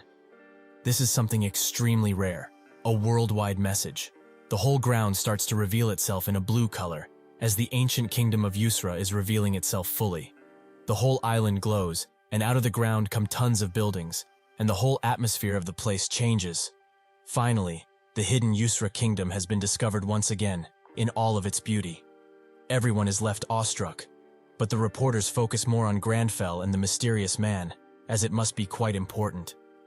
Grandfell looks at the now gliding king, and Lee wonders what's happening, and why it's happening so suddenly. The king bows down to him, and introduces himself as such, and also gives his name, Hakuna. Grandfell has now become the savior of this kingdom, with his affinity and influence being maxed out, and now he has authority over the kingdom. Hakuna expresses his deepest thanks for saving the king and the kingdom. They're all surprised that he's the king, but Leonie's guild member wonders if she should try to seduce him, which kind of freaks Leonie out. They all listen carefully, and Hakuna finally asks Grandfell for his name. Lee thinks that he should speak formally, as the man before him is a king, even if his kingdom has been forgotten. Grandfell doesn't really care, and just casually introduces himself as Lee. They are all surprised by his way of speaking, but Hakuna is unmoved, and notes that from now on, his name will be remembered for generations. The others are once again surprised by the king's formal speech, but alas, Hakuna explains that when he was engulfed by greed, he said that it was about time he should correct his mistakes, which Lee cringes over. After hearing that, he decided to self-destruct and take greed with him, but he saved him and also gave him back his crown. Suddenly, Harkham starts seeing his own king in him, as they share the same elegance. Hakuna asks, what was the reason for rescuing him like this? What is it that he wants to do so badly? He is a king with no subjects, as he killed all of his people with one single mistake. Somewhere else, Shrek's guild runs in the kingdom's direction, as this is a national level event, as an entire nation just appeared on Earth, and it will be their El Dorado. His mind is filled with greed, as this place most likely has tons of it, and they need to grab the chance and make as much profit as humanly possible.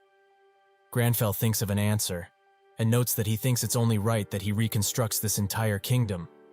Everyone is quite surprised that he said that, including the king, who looks down and asks who will follow someone like him, who has turned his back on his people once already.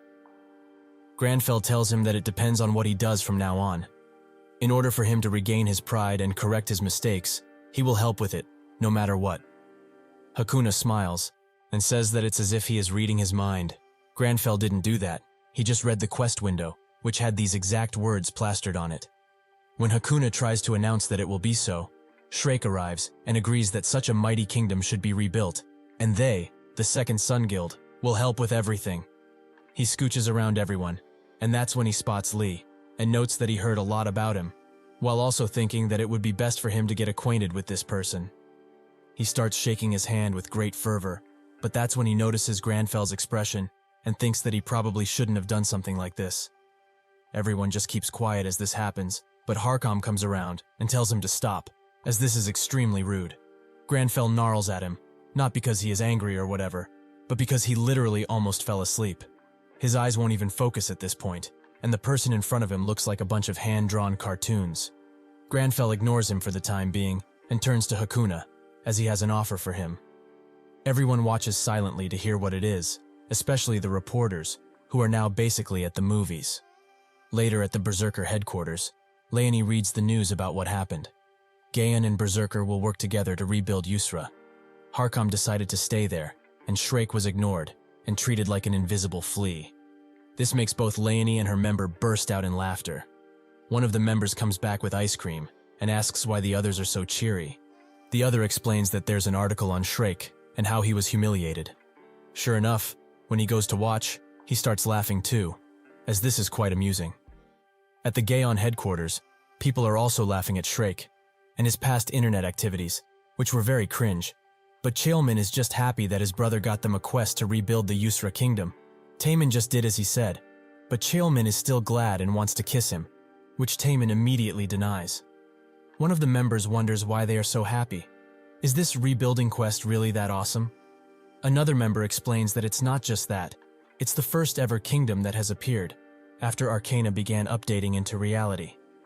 Once the reconstruction is fully done, the value of that place will be priceless. He's also sure that there's a buttload of people who are trying to get on good terms with the kingdom, Shrek being one of them. Its value is so high, solely because it's the first national scale update to the world. Plus, the kingdom is known for its resources, so it has tons of potential. If one accumulates enough influence and affinity with the kingdom, it's possible to even get a noble title after the reconstruction is done. In another place, tons of players run towards Lee as they want to get into the reconstruction project, all for different reasons. Mostly greed. Lee escaped all of them by hiding in a nearby wall, but he is extremely tired and thinks that he won't make it home if things go like this. Should he just take a nap at the Mage's Tower instead? Suddenly, Jessie appears in front of him, which scares the ever-living crap out of Lee, but Grandfell just remains plain-faced. Jessie practices her new Korean greeting she learned. Step 1, to not wear her hat when doing it. 2, to put her hands in front, and 3, to bow down, as to show respect. All of this comes a bit crooked, but even in his extremely tired state, Grandfell finds it very polite. He tells her to take a seat, and apologizes that he doesn't have any tea, as apparently, they do not do rocket shipping to the Mage's Tower. Jessie notes that it would be bad if he were to be hit by that, so she will protect him, which makes him even more tired, so he asks her to get to the point. Jessie starts ranting about the magic he used, as she watched a few videos of him in action. Due to all of this explaining and talking, Grandfell becomes even more tired, and her words start blending together. Today was a long day, and tons of things happened, so he needs rest, but he wonders when he will get it. Jessie finishes her thesis on his powers, but Lee doesn't respond, as he's fast asleep. Jessie notices that his hair is in his eyes, which is disturbing him, so she leans over the table and fixes it for him. Eventually, Grandfell wakes up and wonders if that conversation was a dream, but it seems that it wasn't, as Jessie left him a letter. It was rather rude of him to fall asleep with somebody in front of him, but he couldn't help it. The Marcello research quest pops up, as a new condition was formed, to convince the senior mages. Grandfell wondered when this would happen, as he got into the Mage's Tower basically for free, so some kind of test was surely line up for him. But why now, as they are both extremely tired, even after they've slept a bit? He invites Marcello in, who announces that he has something to say to him. Grandfell says that he already knows why he's here. He needs to prove himself. Isn't that it? Marcello wonders why his hair is like that, but apologizes, as it's because of him that the people are also doubting him. Grandfell tells him that it's not him who is lacking, so he should guide him, as if they don't believe in him, he will make sure that they do from now on. One of the senior mages, Belia Yusia, sits in her class, and thinks that it's a shame that Lee will never prove himself to be qualified, as the 3-tier ceiling magic that was cast by 3 senior mages will not allow him to enter the room, and he won't even find it in the first place. Belia sits idly by and waits for Lee's imminent failure, as he can't hope to ever get past that door. But she is very wrong, as Lee instantly reaches for the door handle and enters, which shocks everyone there. Belia is the most surprised, as that man just destroyed a 3-tier ceiling magic with ease, something that even Marcello, who is the head of theoretical studies, couldn't do. Grandfell notes that it seems someone is trying to be funny today, as they are playing tricks on the doors. This overwhelming atmosphere washes over the listeners, while Grandfell continues speaking. He came all of this way, solely because it seemed like they all wanted to meet him in person. But if they are going to waste time by playing petty games like this one, it must certainly mean that they are ready to take responsibility. Isn't that right? He stands over Belia, not because he wants to intimidate her, but because they both fell asleep, which spooks Belia. They wake up shortly after, and Lee thinks that he needs to go and sleep right now, as this is too much, even for him. Grandfell, while leaving, announces that he will let them go this time, but he promises that this will be the last. Belia is awestruck and can only grin, as this man just called a spell that even she can't do anything to, a petty trick. Suddenly, one of the mages there remembers something important. That explorer that just came in is the same one that Cleo mentioned, the one that attended the academic society without an invitation. They begin talking to each other, and Belia is even more concerned now. Was that really the same man that saw through the Tower Master's illusion magic? While Grandfell sits down, and Lee can barely hold his eyes open, they receive a quest notification that 3 out of the 20 mages accepted him. They both think that it's fewer than originally anticipated, but it's fine, as they are all senior mages, who are basically at the peak of their respective magic schools.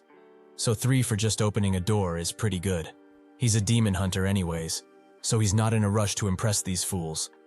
While they both think of just sleeping at this point, a parchment with Marcello's face appears and calls out for him. He explains that this is a useful item, called a magical parchment. It's a message device that mages often use around here, and if he wants to reply, all he needs to do is talk with the parchment. Grandfell grabs it and sees Marcello's smiling face, so he hesitates for a bit, but eventually musters up enough courage to speak. When he does, however, Marcello tells him that he doesn't need to be so close, which naturally makes Grandfell drop him in the garbage. Marcello rises up from his rightful place and explains that he's here to apologize. As he heard what happened at the Crystal Hall, the others played a trick on him, which is unacceptable, so he came to apologize for their sake. A head mage is somebody who has reached the peak of magic, regardless of their school, and the senior mages want the head mages to consistently prove themselves worthy of such a position. Lee wonders if it's like how bullies at school fight to be the top dog. If it is, then he feels sorry for Marcello, as he might have it pretty tough. Marcello then says that this incident is no different than what usually happens. He was tested only because he's not good enough, so he apologizes. While he ignores Lee's fan fiction, Grandfell notes that he has not a thing to apologize for, really. A noble like himself must also prove himself constantly, so that they are recognized. He is no stranger to tests like these. Marcello still feels worried, as he might be underestimated because of him. Lee suddenly freezes, as he knows what's about to come, and can only despair while a short silence falls. If Grandfell hears the words underestimate, then he is about to say something extremely cringy. He does just that, and notes that if others underestimate him, he only needs to prove himself. And when people do the opposite, overestimate, he only needs to make it a reality. If anyone is doubting him, he can only continue to prove himself, like a leader, like he has always done. These words seem to touch Marcello, and he says that he was rude as well. He should have talked to him in person, rather than speaking through this parchment. Grandfell tells him that it's fine, but Marcello insists and insists, until eventually, he announces that he will come there right away, and Lee can only cry, as this means his rest is even further away. Grandfell sighs, and thinks that at this rate, they will get to sleep once they are dead. But still, earning the recognition of the senior mages is a tall order. As a beginner mage, or not even that at this point, it's going to be quite difficult for him, and also, he's only level 226, and the senior mages are all at least level 600, so he is nothing more than a beginner to them. However, he will not let something like that drag him down the depths of despair, as being able to prove those who underestimate him, and making overestimates of himself reality, is something quite special.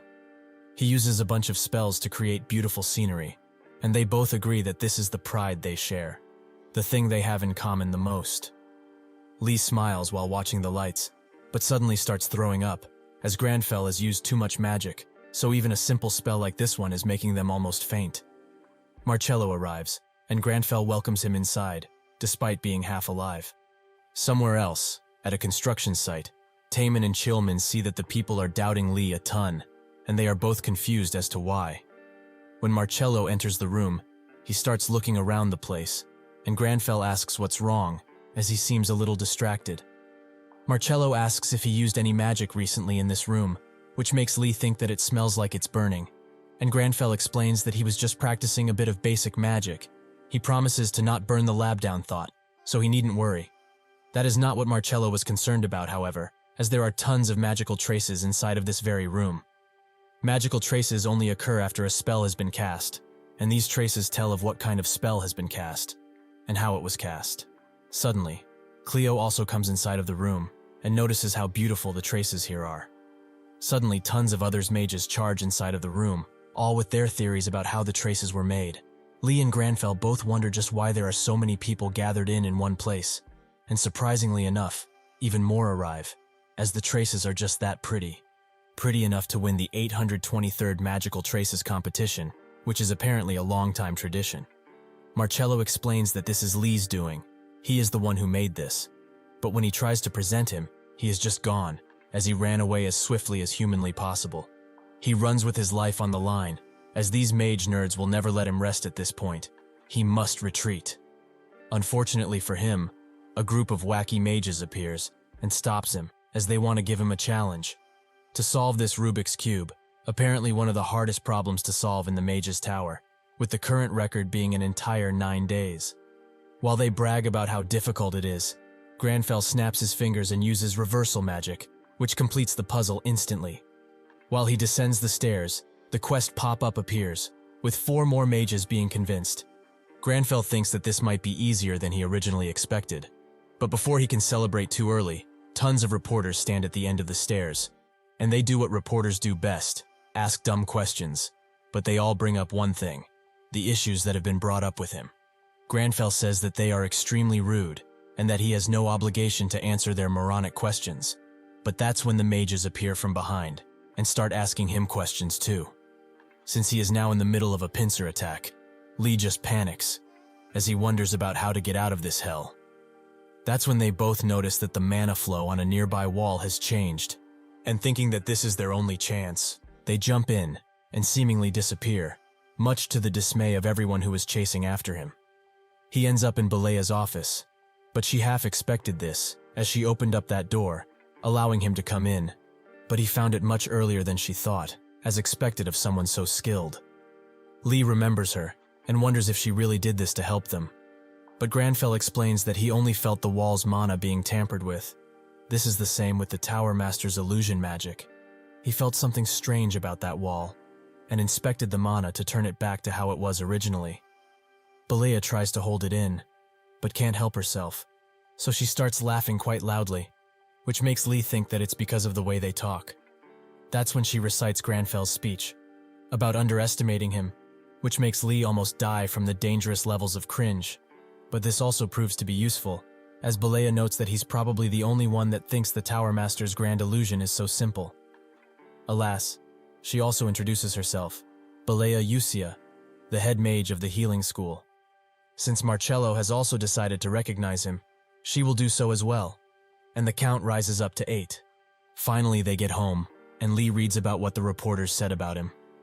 He thought he was in trouble at first, but this is all just pointless gossip, with the Gaon and Berserker guilds also coming to his defense, explaining that he did all of that by himself. However, one issue still stands. Why are they not sleeping yet? As a clear result of constantly finishing the class quest, they now have 33 stamina and 35 agility bonus points as a result, and he's ahead of same-level players by around 10 to 20 points, give or take. This is a big step up for sure, but to a demon hunter, these two skills are completely useless. Lee thinks that he would rather have mana, but it would also be nice to have something for close range, something like that sword aura Harkam used when fighting him. While Grandfell cuts up some carrots, Lee thinks of how that ability went, which makes Grandfell also think about it. And suddenly, to both of their surprise, Grandfell uses the same ability and destroys the kitchen sink, while also creating a large hole in their apartment. At the Yusra Berserker reconstruction unit, Leonie watches something on her phone with a pretty mean look, which the guild members also notice. The first video is from Today Arcana, with the reporter noting that they don't have any conclusive evidence that Lee was the one who did everything. The next video is Huaigang's live stream, who is protecting Lee with his life, as he saw himself how he took the cardinal sin down on his lonesome. The next video is a masked figure, who thinks that this is all a great conspiracy, and that Lee is just a government plant sent to indoctrinate all of them. All this combined makes Leonie smash her phone and scream tons of not-so-family-friendly words, which comes as no surprise to her guild. But her other female member comes around and asks why she's so mad. Leonie explains that it's because these losers are talking crap about Lee, even though he was the one that killed the boss on his own. This makes the guild member think that she's getting angry for his sake, which makes her blush hard, and so she starts proving that she isn't, which all but confirms that this is what was happening. The two male members note that she must have quite a hard crush on that guy. It's about time she had some action. These comments make Leonie bury them in the dirt, and the female member tells her to calm down, as this is all just gossip that will disappear soon enough. She also tries to make Leonie laugh by saying that if they raise their influence in this place, they might get noble titles, and then even the most powerful guilds will have to pay her respects. Sure enough, imagining this makes her crack a smile, but this also makes her think that this reconstruction quest is a good opportunity for them, as it's a natural treasure island where they can earn resources without going into a rupture. Even just the rights to develop a mine around here will be extremely pricey, so why did Lee give them this opportunity? She notes that they are now even more indebted to that guy, who is literally below them and wearing some cool glasses. While here, he checks his messages with his landlord, who is quite mad that the apartment was damaged, but Lee promised to pay the repair fees by himself. This was quite the mess though, as it was nice to see that they can use the sword aura, but not being able to control it is extremely bad, and as a result, his HP went down quite a lot, and they were both passed out for 6 entire days. Additionally, there's no info about something like this on the internet, so he will just have to ask Harkam about it. Suddenly, 2 guards stationed at the entrance stop him, as the Yusra kingdom is currently under construction and only those who are permitted may enter. Does he perhaps have a permission slip, or is he a resident? Grandfell notes that he has neither, so the guard refuses his entry. Lee thinks that this must be one of the Arcanians that moved here, and he's glad that he's enjoying his new job. Grandfell says that he's only here to meet with Harkam. Is there really no other way to meet him? The guard looks at him for a second, then his expression becomes crooked, as he cannot let such a lowly peasant meet such an important person. It's just not possible. Grandfell then asks if it would be all right for him to at least send a message, but the guard refuses outright and tells him to stop speaking so informally, as he's clearly not on friendly terms with Theme. There are countless like him though, rude explorers who don't know their place. Suddenly, Hakuna arrives and greets Lee warmly, which makes the guard's face drop instantly. With that, his authority has been activated, and he is entitled to stay here as long as he wishes to. Hakuna asks what brings him around these parts, and Grandfell explains that he has business with Harkam, but it seems like he needs permission to get in. Hakuna is quite puzzled by this, as he should have the same authority as he does around here. What king needs permission to enter their own kingdom? Grandfell thinks that it just activated, but it doesn't matter, as he has some business to attend to now. Somewhere else, on a stunning beach, Jessica trains the other Lion Knights, while Grandfell talks with Harkam and announces that he wants to learn Sword Aura. He explains that he wants to control it better, as he is also able to do it. Harkam is surprised, as this is something that he had to train for, and it took a lot of time. However, he cannot help him, as Sword Aura is not learned simply because one wants to. He is also a mage, so even if he can see the Sword Aura now, he will need to train a lot before he can manifest it. Grandfell notes that when he said he can use it, he can use it. He can manifest it fully. What he really needs to know is how to control it. Harkam immediately calls Jessica over and orders her to bring him a sword and an Oath of a Lion. Eventually both things are brought, and the Oath of a Lion seems to be a giant stone slab with a lion face on it. Harkam explains that this is a relic that has been passed down for generations, and it's made out of a metal that does not exist in this world. It's unbreakable, and represents their oath because of it. One of the 2 sword slashes on the lion face was made by the first captain, and the other one was made by him. He hands Grandfell a sword, and tells him to etch a 3rd slash in that metal, if he can really manifest Sword Aura, that is. Enoch tries to stop him, as this guy isn't even a member of their order, but Jessica stops him, as this must be a part of their leader's plan. Grandfell rejects his sword, and notes that he will be borrowing one of these instead. Harkam thinks that this is just a plain training sword, which is also dull, so what is he doing? Grandfell then starts unleashing his Sword Aura, and a blue light emanates from his location. Then he strikes the slab so hard it cracks, which shocks everyone, including Enoch, who did not expect that much power from a mage. Grandfell asks if this is worthy enough, but in reality their HP was drained quite a lot. The reason why Grandfell refused Harkam's sword was not because he deemed it too unworthy, but because it had a level limit of 600, because it's a legendary sword. The training sword had a level limit of 200, perfect for him, but it surprised the others. As to them, it is just a toy. Not for Grandfell, however, who thought that it was extremely heavy, and he was barely able to strike the stone. Harkam, naturally impressed by his potential, noted that it's time to train him, and also noticed that he is trembling, surely from excitement, right?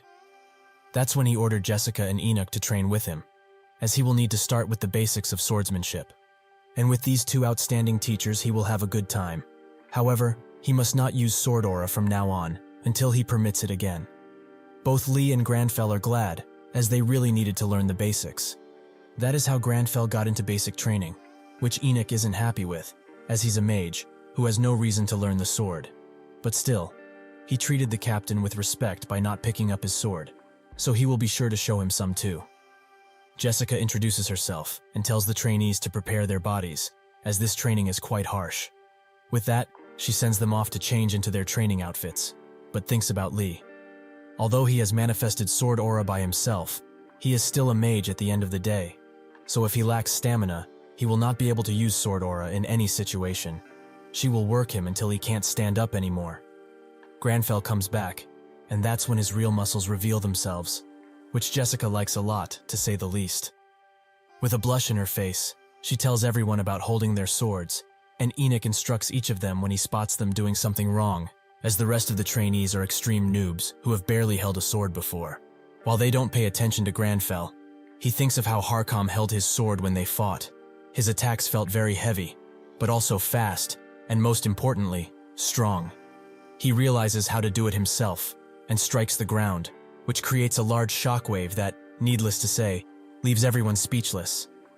Enoch asks how he did it, and Grandfell explains that it's simple, he just imitated Harkam. Jessica noticed too that it was their captain's swordsmanship, but that is the final step, that the Lionheart Knights have been aiming for years. However, this mage reproduced it after seeing it 2 times. She previously thought that he was just a lucky mage, but now she sees him for what he is, a damn genius. Harkam watches all of this from a distance, and thinks that Lee is a talented fellow, who may even surpass him one day. It would be a shame if he wasted his talents by being a mage. They will guide him, so that he doesn't get lost in the magic world. Hakuna also comes around, as he has heard his savior is starting to learn how to use sword aura. But is there not too much sand on this beach? What if his savior damages his bronchial tubes? Harkam immediately looks at his men and orders them to sweep every single grain of sand from the beach. Are they planning to give Lee tuberculosis? After they are done, Hakuna complains about the sun, as it is too strong. Will his savior not faint from heat stroke? Harkam looks at his men once again and orders them to grab as many trees as they can and plant them in the sand. Harkam is surprised that Hakua was so concerned about him like this. Truly, he is a paragon of the people. Seeing this, he cannot stand idly by any longer, so he removes his armor and announces that he has been too lazy lately, and as such, he will be joining them in training. They should not feel pressured and treat him as a new soldier. Naturally, this puts a lot of pressure on them, and they say that it's better to hear the new soldiers' opinions too. Harkam says that they are right, and asks Lee if it's alright if he joins. Both Enoch and Jessica stare intently at him, but Lee doesn't care, and says that he will always welcome him. He doesn't stop there, however, as he tells Harkam that they should invite Jessica and Enoch too, which angers them to no end. And so, began the most awkward training session known to man, but they eventually got through it. At the Mage Tower, someone knocks on Mathis Dean Carl's door, who is the person who brought black magic, which was considered evil and unorthodox, to its current position. And had it not been for Marcello, he would have become the tower's top mage. He welcomes the knocking person inside, who gives him some of Lee's items that he requested to be appraised, as they seem to be related to black magic. Mathis notices that indeed, these are dark items that not just anybody could get, and requests some parchment paper, as he would like to write to Lee. Eventually, the night training is finished, and the other trainees are beaten. But Grandfell isn't, as he's still doing pull-ups, much to Lee's dismay. He blames all of this on Harkam, who wanted to do 120-kilometer laps, but Lee was the one that instigated all of this. Suddenly, the system congratulates him for completing a training that surpasses his limits, and as such, he will be rewarded, with stats, that is. Lee feels euphoric after seeing this, but before he can convince Grandfell to sleep, a parchment from Mathis arrives, as he has appraised the items he requested. First is the Vampire Orb, a magical tool used by demons. This item is extremely rare, so he would like to rent it for research. Lee thinks that he can't use it anyways, so he allows it. Next is the Pure Emerald Crystal, which recovers vitality, but it can also be used to produce jewelry. The last item is the Koi Scale Silk, which is a good material that can be used to create items, and he also wants to borrow for a bit. Grandfell notices that it opens an aesthetic stat, so he doesn't allow rental, but he would like him to make a handkerchief using the crystal and silk. Mathis accepts, but it will take some funds too, but Grandfell doesn't mind, as he wants the best results. Mathis is impressed by this, and Grandfell falls asleep, much to Mathis' dismay, as he wasn't done talking, so he leaves him a message, to meet him in the floating garden. At dawn, while everyone was sleeping, Grandfell was already on his training, and on the verge of finishing his 20-kilometer run.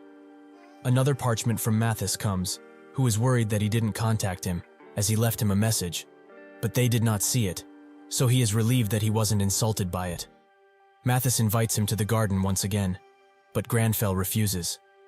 Mathis tries to reschedule the meeting time and time again, but Grandfell refuses. Mathis thinks that it must be a test of etiquette, but Grandfell is still refusing him, as he needs to focus on sword training now, and cannot waste time on personal meetings. However, he will have some time today from now, for about an hour, which Mathis is glad for, but they were going there in the first place, so it matches up.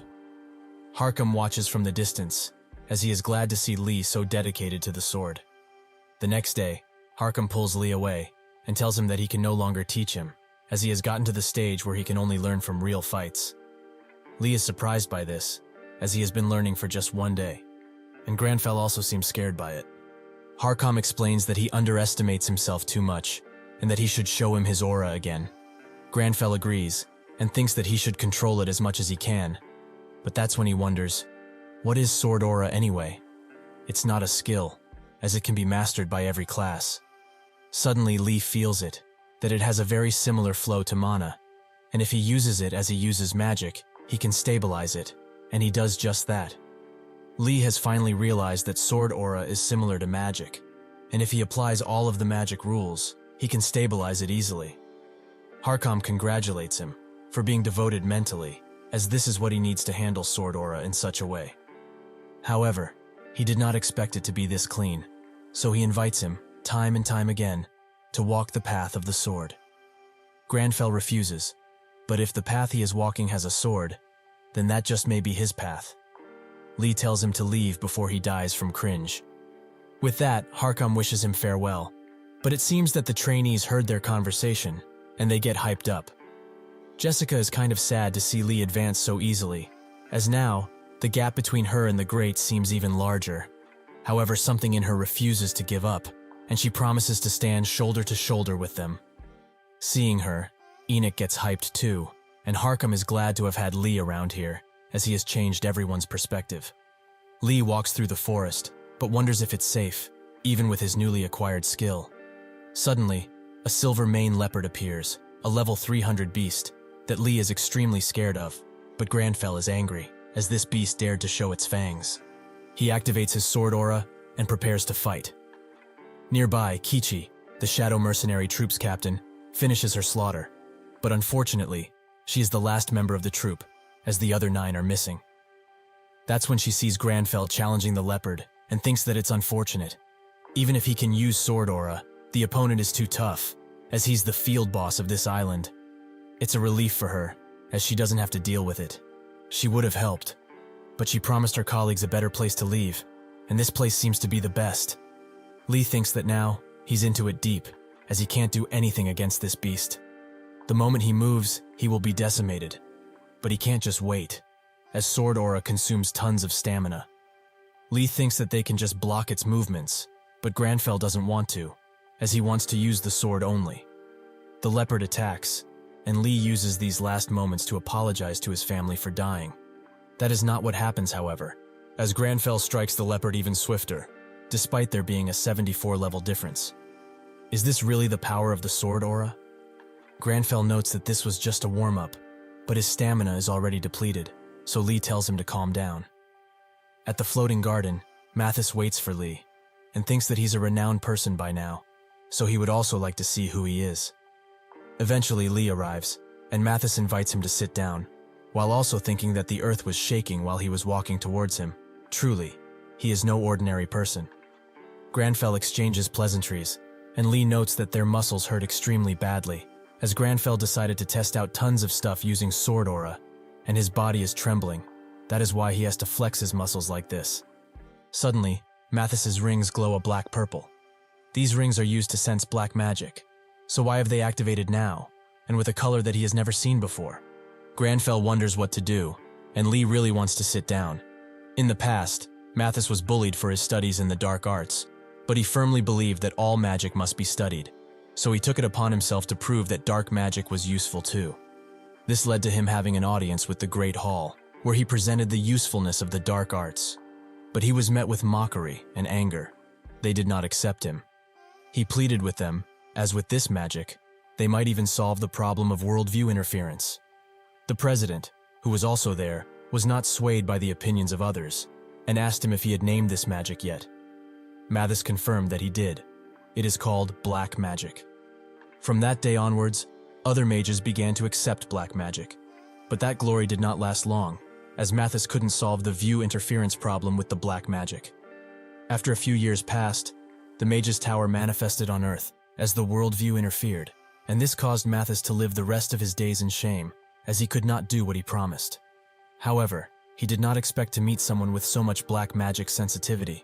With this man, perhaps, he will be able to do what he couldn't do alone. Grandfell tells him to sit down, as he doesn't have that much time to talk, and the tea is getting cold already. Mathis explains that the rings he has detect black magic sensitivity, basically the person's talent, and he has not seen such a deep color before. Grandfell asks what black magic is, and Mathis notes that it's quite different from normal magic, that explores and interferes with the target's mana. Black magic uses inner darkness as mana, and so, it's different. This black mana is created through the years, and manifests stronger the darker a person's past is. If he has such deep dark mana, he cannot imagine what kind of life has lived in the past. Lee thinks that indeed, he had a dark past, as it was utter cringe, but perhaps it's not because of him, but because of what happened to Grandfell's family. He notes that this is unpleasant, as his etiquette is lacking. Does he really ask everyone he meets about their past first? Mathis apologizes, as he did not perceive this as rude, so he will report himself to his superiors and receive proper judgment. Grandfell says that his apology was enough, as an investigative mind is a scholar's virtue. He does not dislike a scholar who is devoted to his duty of black magic research, like he is. However, if dark magic is so different, can it be used even when the normal mana is exhausted? This tells Mathis that he is interested in black magic, so he tells him to walk the path of dark magic, much like Harkam did with the sword. It seems that he has proven himself to Mathis, and with his objective completed, he walks away, as he doesn't want to get dragged somewhere else. Back at his laboratory, Grandfell receives tons of messages from different mages, and with them, the quest is completed. It rewards him with relationship and status within the Magic Tower, which Lee enjoys, as they are extremely useful, but Grandfell doesn't care, and they both start to research a new function within the system. The news starts talking about the Yusra Kingdom, and about the two guilds that are rebuilding it, Berserker and Gaon, which has already risen to 3rd rank. Kjolman and Taemin watch this, with Kjolman noting that they have to repay Lee for this favor one day. Taemin thinks that he's right, as their guild is rising solely because of him, and if he hadn't helped them many times, they would have been in a really bad spot. Suddenly, Kjolman read about mythology and wished they would cooperate. They seemed to be as childish as ever, but this time, even a National Assembly member was involved. Taemin notes that these members of the National Assembly have tons of time if they do this, but if mythology competes for 1 end or 2nd place in the business world, does the National Assembly move on money alone? They both don't know how they manage to get their pockets so full, as it remains a mystery. In an apartment, one of the assembly members is bewitched, and his soul is being extracted by the mythology guildmaster, Baek Yiseol. She calls her secretary and tells him to cancel all of the plans for tomorrow, as even if she had an important meeting with a certain person, he should tell him that it's cancelled, and that she left for the Yusra Kingdom as she wants to meet a certain somebody. At the Mage's Tower, the feature that Grandfell unlocked is related to it, but he doesn't have time to check it, as his phone is being spammed by his sister.